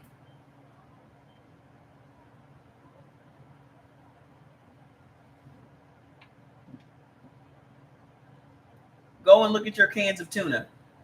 My favorite brand of tuna is Genova. I was so disappointed at the sodium content in that. Like I could eat that every day, all day. Had to go. And I just bought a 4-pack. The 4-pack is like $10. Had to go.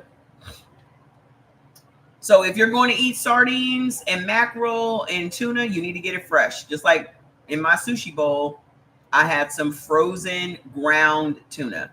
I also have ahi tuna loins, which is yellowtail ahi tuna. I have the loin, which is like this big that I can slice on that and make tuna steaks. And then I also have some tuna steaks in my freezer, just individual ones. But I like to eat my tuna raw for the most part because I don't really have to do anything to it. But I can taste where there is some salt in that fresh tuna already. I never needed to put any soy sauce or anything on it. It already has I think also now my tongue is sensitive to salt because I don't eat it anymore. Like I can taste it now. So I never needed to put anything on it, just some lime juice and call it a day. Nice to see you too.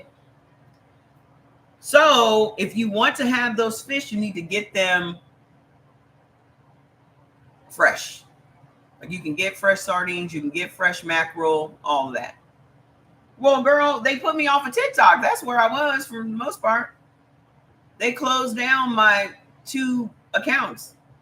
The first one had 200,000 people. The second one had 21,000 people. And this is one that I just had when I was thinking of getting a TikTok shop. Yeah, they closed it down. And then I had been sick for a while. Well, that was most recently. But I've been doing lives on Instagram and YouTube. So that's where y'all. And also, can y'all put in the comments where they can find us in the group? Because when I say it, I get a violation. We have a group on another platform, and one of the mods will put it in the comments where you can keep up with us. He's just having to check again. Yeah, we have a group on another platform, but when I say it, I get in trouble. So look in the comments and go over and join the group. Anybody that's not in the Healed by Blood type group, go over to FB. Yeah, girl, they put me on. They set me on the street. I was at bowling. I was bowling and went to open my TikTok, and it said your account is permanently banned. Say what? I broke down crying bowling alley. They ain't gonna get me again. I fully expect this account to be closed down. I can't wait. Mm-hmm. Y'all out here using the N-word and shit and doing all kinds of crazy shit on TikTok. But it's a problem when I talk about some food. Hey, Miss Lourdes, hey. It's a problem when I talk about some food, though. Okay, whatever. Anywho, frozen meals and entrees. Frozen meals and entrees have 600 to 1,500 milligrams of sodium for flavor and preservation. You were sending people over here. Oops. Well, now they can follow at CE Organics. Hi. They can follow at CE Organics. All of them frozen meals y'all love to get from the Trader Joe's because y'all so fancy smancy. Y'all love a Trader Joe's meal with the high sodium and the listeria to boot.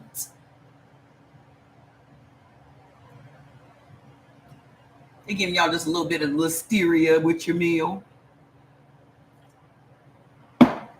And number 20, condiments, ketchup, mustard, barbecue sauce, hot sauce.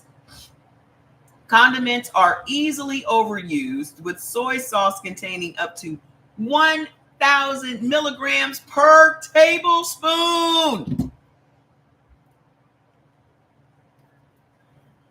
Who the hell? Okay, let me give you an example. One soy sauce packet is a tablespoon. One soy sauce packet is 1,000 milligrams of sodium. You want to know what my brother ate the day he had his aneurysm and died? Chinese food. Actually, he had eaten Chinese food like 3 times that week. One soy sauce packet is a tablespoon of soy sauce. That is 1,000 milligrams. That's not even the MSG in the food and the soy sauce they use to cook the food. That is in addition to the soy sauce that's in the food that they cooked. So you sitting down to some fried rice and you putting 2-3 packets of soy sauce on it. That's why your head be bumping. That's why your head be bumping. You done set up and ate a container of fried rice with 2 or 3 soy sauce packets on it, and your head is like, thump, your brain is just.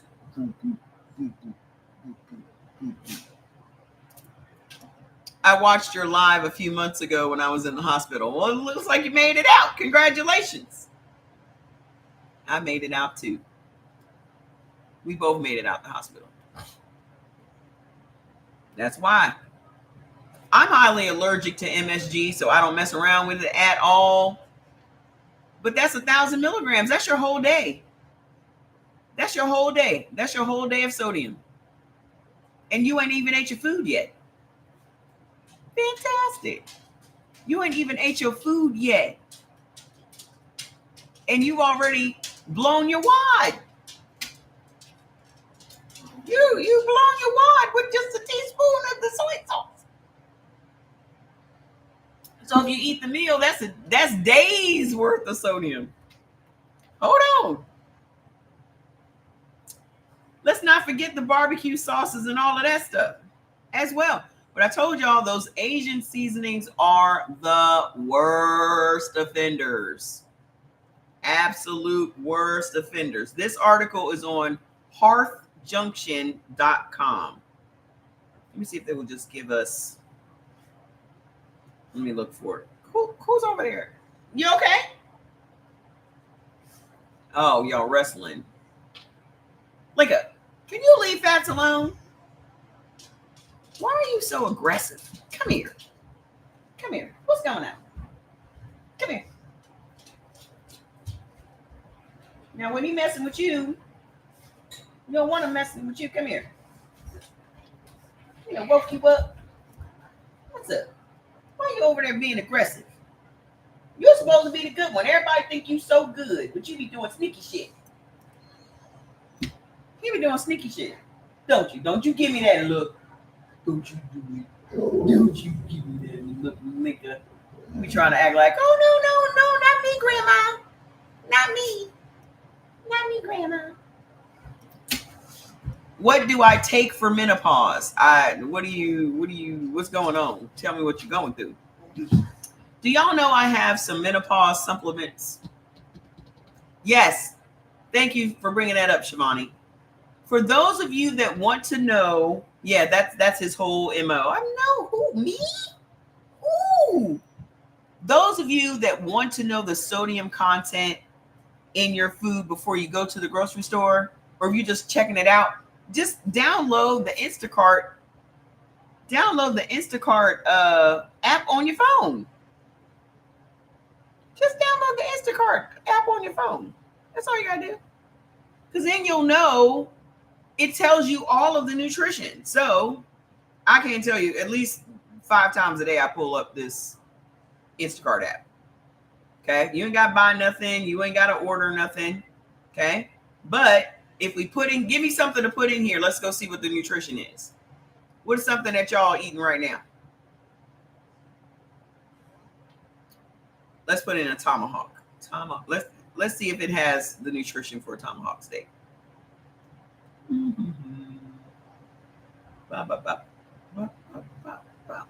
Let's see if it has it.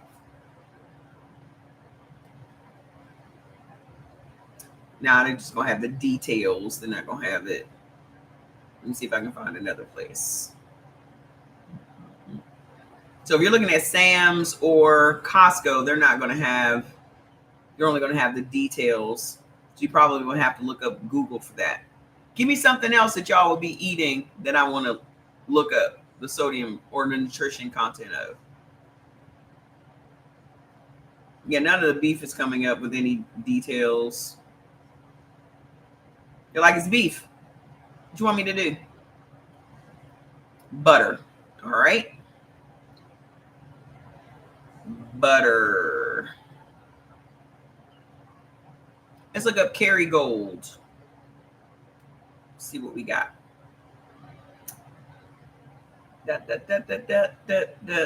100 milligrams of sodium per serving. Now, a serving is a teaspoon. We already talked about the chicken nuggets. It was 900 milligrams for a serving of nuggets. Who the hell is using a teaspoon of butter? Do y'all know that the stick of butter has lines on it? Those lines are a teaspoon. That's a serving. The lines that are on your butter stick, and you cut it right there, that's a teaspoon of butter. Ain't nobody using no teaspoon of butter. It's a tablespoon. Ain't nobody using no tablespoon of butter. Y'all out here making seafood boils and all kinds of shit. You using the whole 4-pack of Kerrygold. So a stick of butter would have like 800 milligrams. A stick would have 800 milligrams of sodium.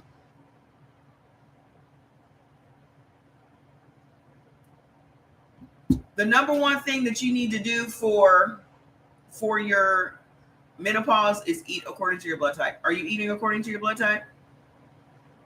That's nuts. Think about it now. Who the hell is eating a tablespoon of butter?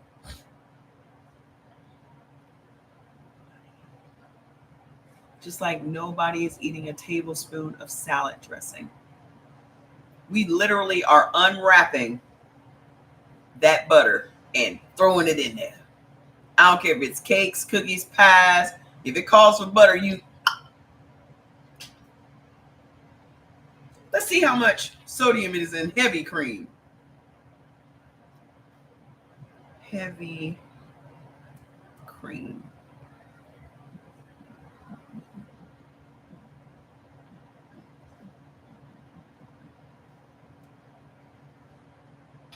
Zero. You should make your own freaking butter. I accidentally made butter one day. Accidentally. I was pissed. I put some heavy cream in a cup and used my little blender thing, the little immersion blender thing with the stick.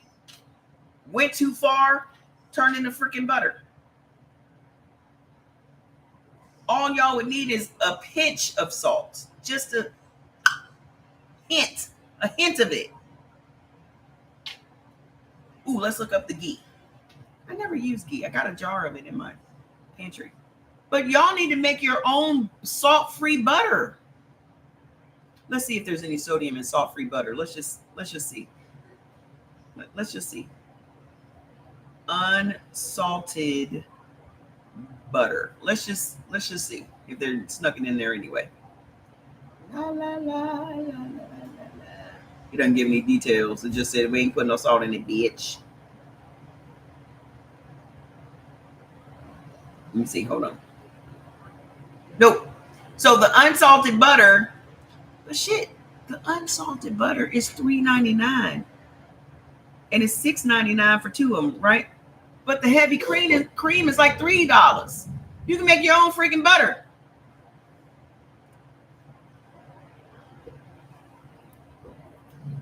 So let's see. Sodium and ghee nutrition. So the ghee at the Costco, I didn't mean to add that to my cart. La, la, la. It has, doesn't give me the nutrition. It just says details, organic butter, clarified butter. Hold on, let me look another place. Here we go. No sodium in ghee. However, it does have 13 grams of fat. It has 13 grams of fat, 40 milligrams of cholesterol, no carbs, no protein. However, no sodium. So, George?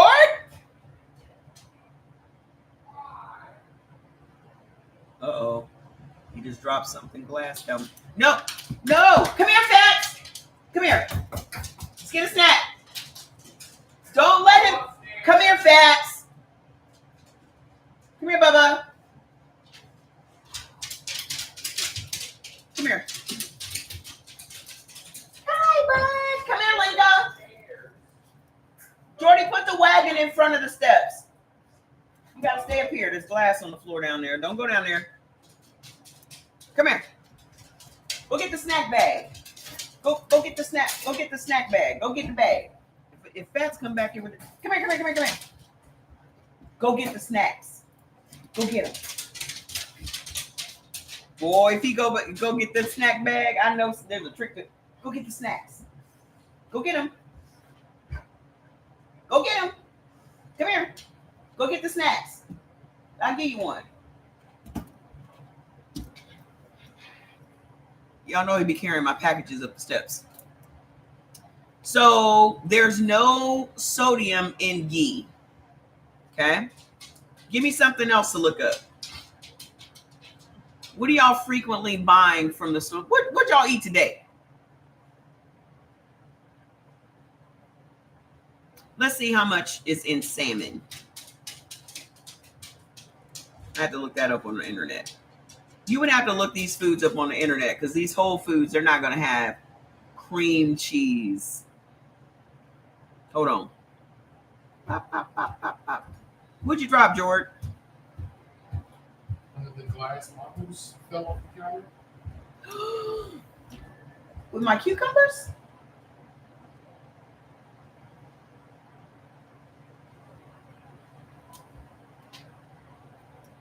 Cream cheese. Hold on.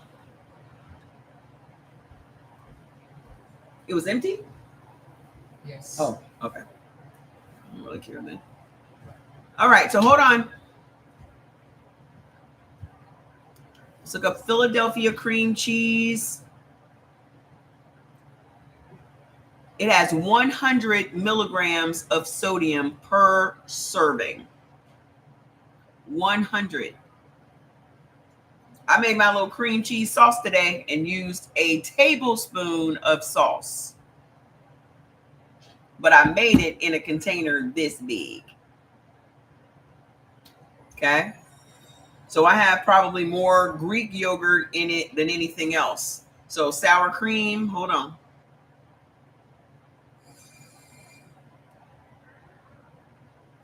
Sour cream has, this is Daisy, a dollop of Daisy, 15 milligrams. Sour cream and I think Greek yogurt, depending on which one you get, are also low in sodium. Greek yogurt, let me go look that up.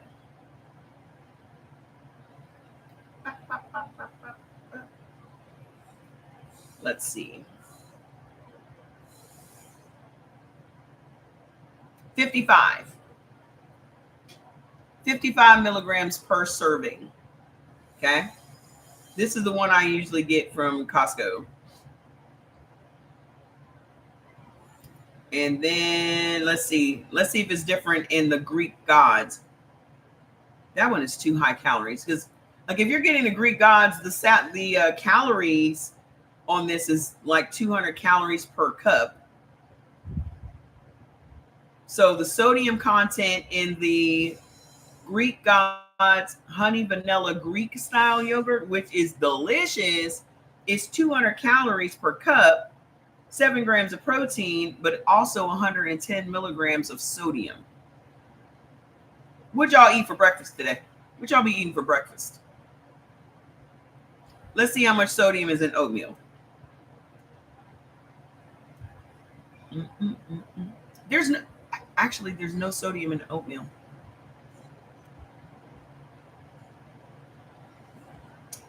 No sodium in oats. 0. You know there's sodium in boiled eggs. Let me just tell you. Eggs. That's why I'm not eating as many eggs as I used to. Sodium in eggs is 70 milligrams. So eggs, rule of thumb, eggs are 70 calories per egg and 70 milligrams of sodium per egg. Rule of thumb. That's why I don't eat as many eggs as I used to. That's why I started eating on this heart healthy diet. I've started eating oatmeal again because there's no sodium in oatmeal. But be careful of what you're putting in oatmeal because most people overeat their serving size of oatmeal. So I literally measure out my oatmeal so that I'll have a serving because that will also mess with your blood sugar. So again, it's sugar and salt that's jacking us up. Between salt and sugar, that's pretty much at the base of most of the diseases that we're all dealing with. So the other things that are causing your high blood pressure, let's ask ChatGTP. He loves when I ask him stuff. Hi, Sandy. Watch him say all of these different factors. Blood pressure. What causes high blood pressure?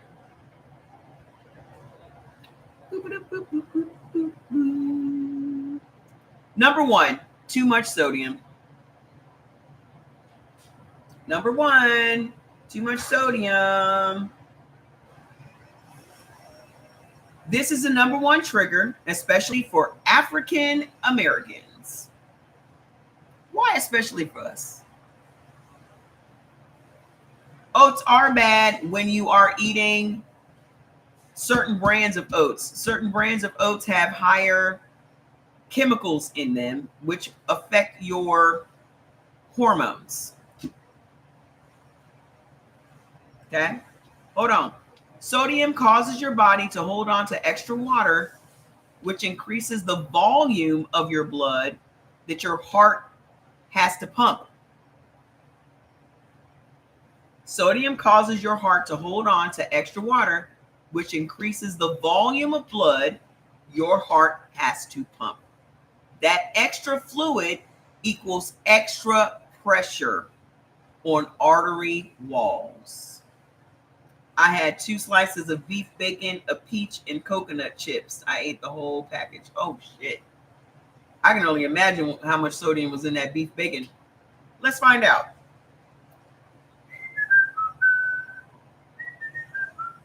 Beef bacon.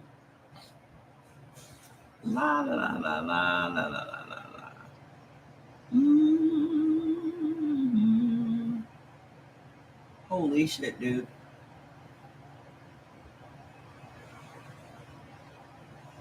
Well, just the bacon alone is 530 milligrams of sodium for 2 slices. Is there estrogen in oatmeal? There's not estrogen in foods that don't have babies.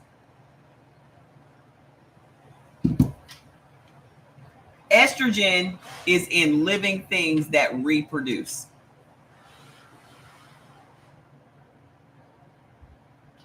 Does that make sense?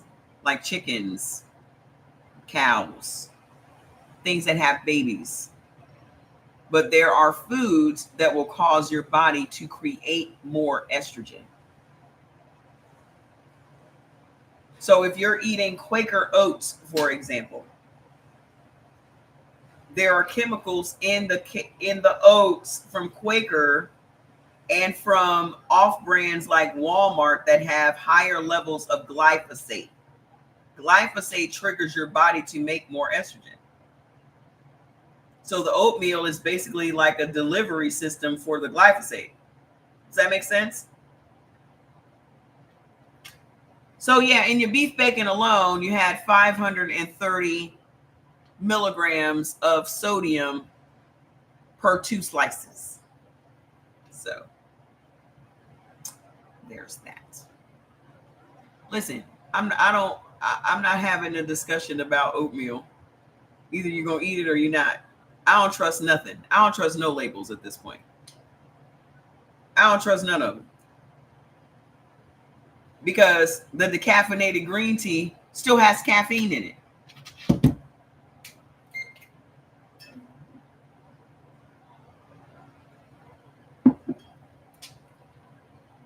Something that says organic doesn't mean it's organic.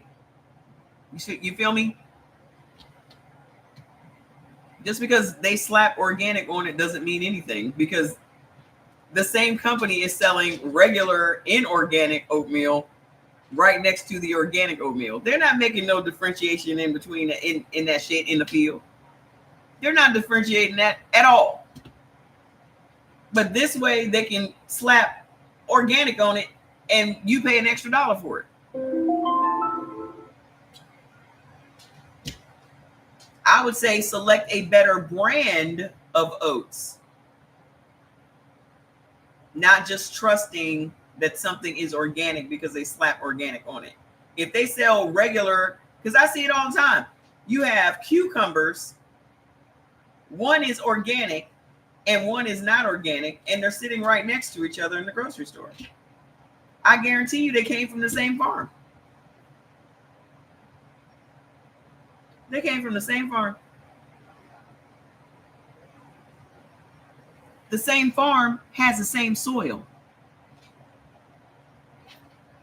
So if the soil is not organic, then the vegetable is not organic. If the soil is not organic, then the fruit is not organic. There are very few farms in this country that has organic soil. You know why? Because the soil in America is trash. So again, I don't buy into that organic shit. I just don't, because the soil in America is trash. It has a bunch of nuclear waste, all of these corporations and shit dump their shit into our drinking water, which goes into our soil. Our shit in America is trash. Wait, maybe it causes prostate cancer. Is somebody that you know eating so much oatmeal that it would cause them to have prostate cancer, ma'am?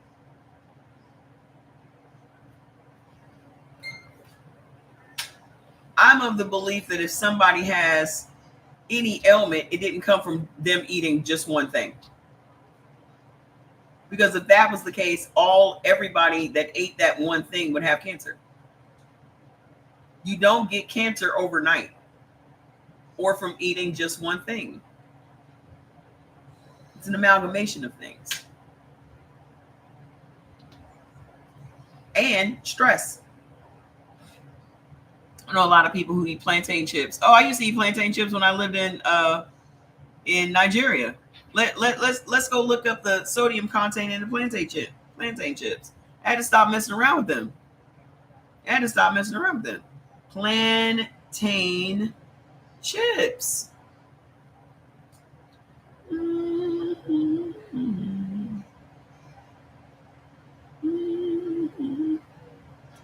Sodium, 60 milligrams per 14 chips. Who the hell is eating 14 plantain chips?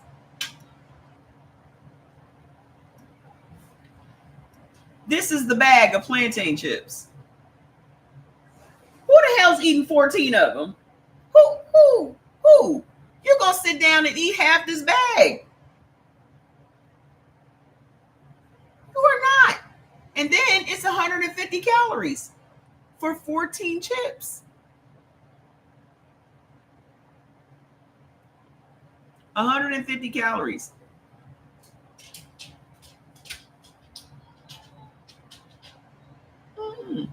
So you got 5 servings in this bag. So let's multiply that. 5 times 150 is how much fat content is in that bag of plantain chips. Then you got 5 times 60, which is the bag of the plantain chips. Okay? Y'all gonna have to start doing some math. You got 45 grams of fat in just this bag of plantain chips. Ain't nobody eating up 14 chips. I usually eat the entire bag. Exactly.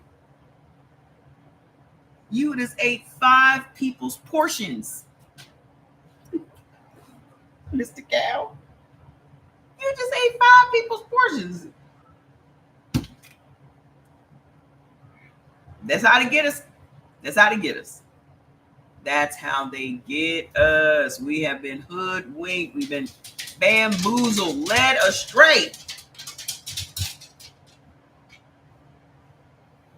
Okay? So I hope what I told y'all today is going to get you to now start paying attention to not only the sodium content, but the serving size.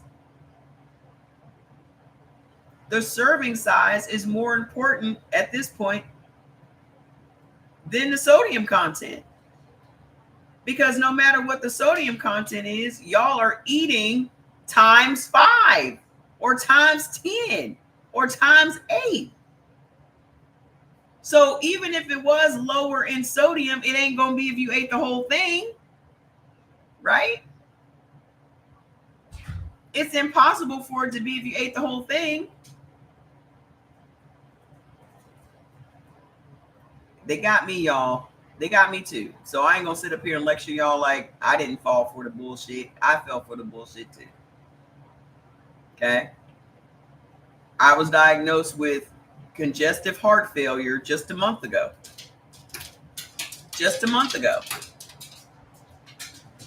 I'm blessed to be here. I've lost 27 pounds in the past 3 weeks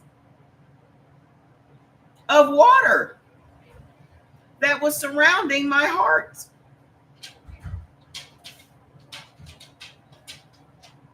I am on blood pressure pills right now. I am living a low sodium lifestyle. Yeah. But you can come back from that. You just have to make the lifestyle changes. I was eating for my blood type, but what I was not paying attention to was the sodium content in the foods I was eating. What was the sodium content in the foods that I'm cooking? I'm cooking every day. I'm making these meals. I'm eating for my blood type. So that's dealing with all the other issues that I'm having. But on the flip side of that, the sodium content is adding to my high blood pressure. What is at the root of my high blood pressure problems is I'm in menopause. So I'm speaking to all the women in menopause right now. Okay? Because heart disease presents itself differently in men and women. The number one reason is we have all of this estrogen. Okay? So when we're going through menopause, estrogen actually protects our arteries from damage. It keeps our arteries pliable, if you will. Like this material has no stretch in it.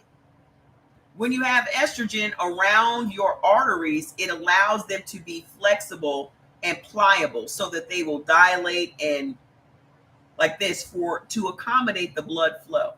As we go through menopause, okay, did you check popcorn? I don't need to check popcorn. I already know. Okay, but I'll do it in a second. As we are going through menopause, that estrogen is leaving our bodies, which is leaving our arteries more vulnerable. And as the estrogen leaves, it slowly creeps up our blood pressure. Yeah, I'm fantastic now. I was sick for months and didn't know it. But that's why they call high blood pressure and kidney disease, both are called silent killers, because it just sneaks up on you. It just creeps up. So for women, when we start going through menopause, it naturally raises our blood pressure. We naturally gain weight and we naturally have higher blood pressure. So these are things that I knew that I was gaining weight, but I couldn't understand why. It just never dawned on me that it was the menopause. You know why? Because they don't tell us shit about menopause. We don't know what our bodies are going through during menopause. We are clueless. Because in America, they don't give a fuck about women past childbearing age. They do not care. They are not spending no money researching it. They just throw us to the wayside. Oh, you can't have no kids no more? You're worthless. That's America. You can't have no kids no more? What good are you? Because that's all they want right now is to get them numbers up. So they're not spending no money to research and to educate us or to even tell us what to look for. We don't even know what to look for. So you're going into the doctor because you got all these mystery aches and pains and you don't know what the hell's going on. And in most cases, you're dealing with heart failure. You're not even dealing with menopause. It's past menopause. So I'm in my 5th year of menopause. I've had anxiety ever since menopause started. Ever since I had menopause. Okay? I've had anxiety. I never had any anxiety before in my life. So for the past 4 years, I've been taking Chill, which is our best-selling product. Now, most of the ingredients in the Chill lowers your blood pressure. So I'm taking something that naturally lowers my blood pressure and keeps me from having the anxiety. However, the damage is still being done because I'm still in menopause. I'm still having the anxiety attacks. Well, I'm still having anxiety through my body. I'm just not feeling it, apparently. Okay? So what is happening is my estrogen is getting lower. My arteries are becoming more vulnerable. My blood pressure is creeping up. My weight is creeping up. The stress on my heart is getting worse and worse. So my EF number is going down, which is your, what is it again? Ejection fraction. So it's a number that tells you how much your heart is pumping the blood through your arteries and veins. When that number is low, it means your heart is failing. That's what's happening to me. Okay. So my EF number, a regular normal EF number is like 60 minus 20. So that means your heart is working hard to maintain its blood pressure. It's working hard to maintain your life. Okay. So how do you fix that? Well, when I got put in the hospital, because I went to the hospital because I had all this fluid in my body. I had what is known as pitting edema. You can stick your finger into your leg and it would just dent. It would just make it dent because that's how much fluid is in your leg. So my legs had swelled up. I went to the hospital and I told Jordan the Sunday before I went into the hospital, I think I have congestive heart failure, because I researched it and researched all of my symptoms and all of that. A normal EF is 60. So I told him, I think I have congestive heart failure. So when I went into the hospital, I wasn't shocked when they said, hey, you have congestive heart failure, because I'd already figured it out. So what they do is they put you on a water pill, a diuretic, so Lasix or furosemide, and that releases the water that's in your body. So that's the big issue, is getting that water out. And then you go on a low sodium heart healthy diet. So while you're in the hospital, they're feeding you the cardiac diet, which is literally no sodium and things that help to build your heart up. So I was in the hospital for 4 days. So the whole time I'm there, though, my blood pressure is still high. They can't understand why my blood pressure is still high. I can't understand why my blood pressure is still high. So I come home and my blood pressure is still high. Everything else is fine, but my blood pressure is still not normal. I get up on a Tuesday, and was that last Tuesday? The Tuesday before last.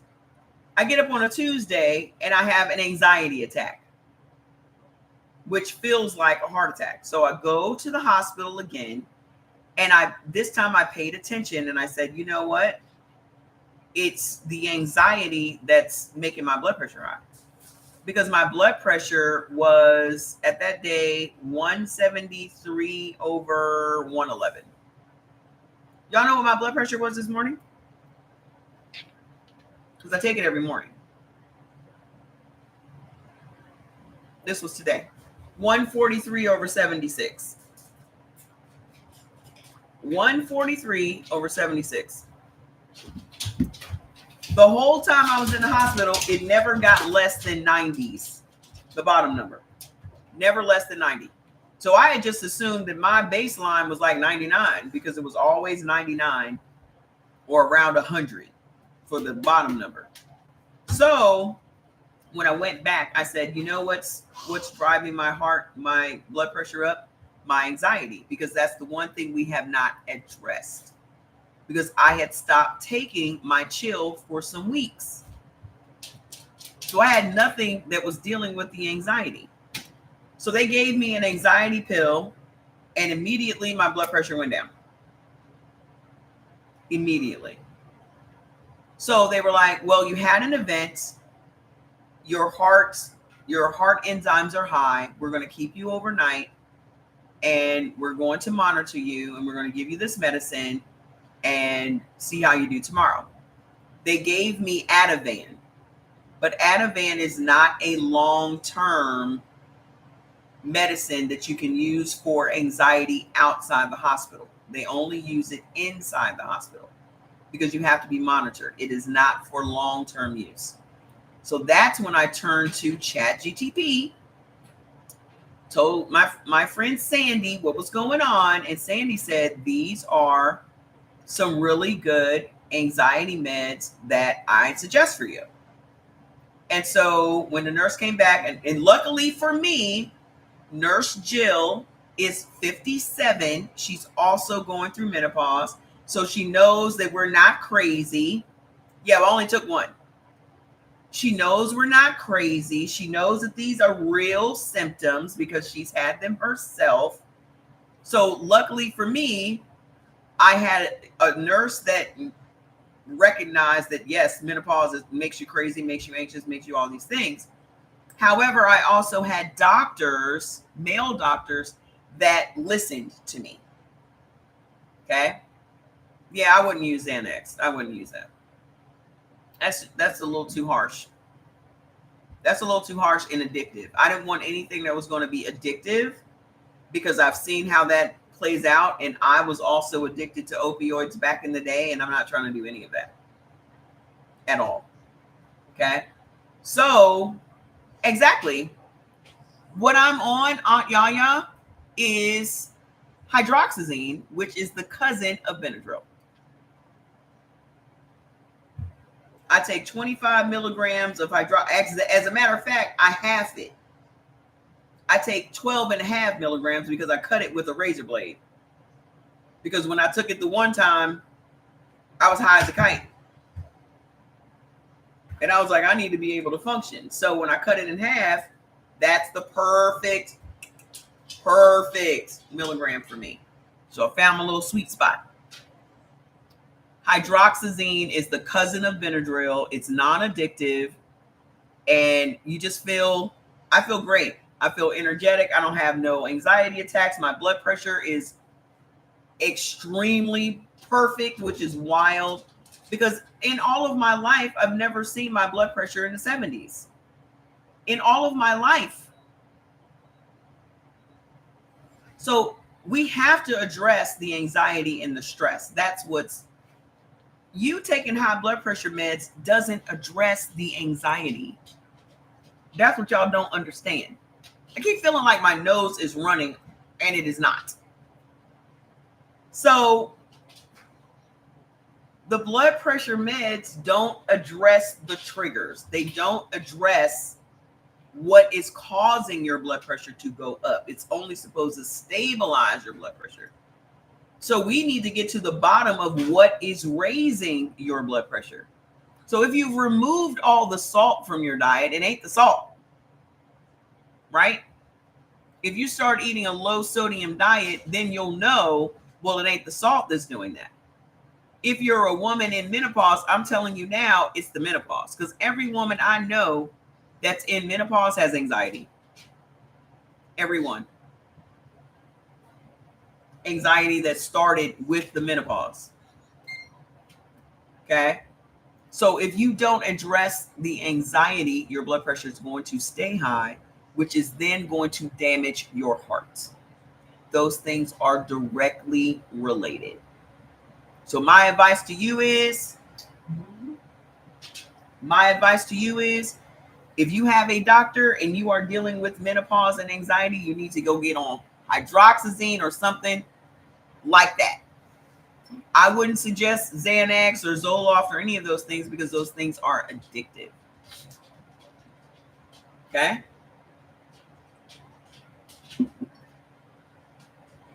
Because the least amount of strain you have on your heart, the better. It's hydroxyzine. So hydroxy, Z-I-N-E. Let me see if I can type it in here. I don't see my comment box, so I can't type it.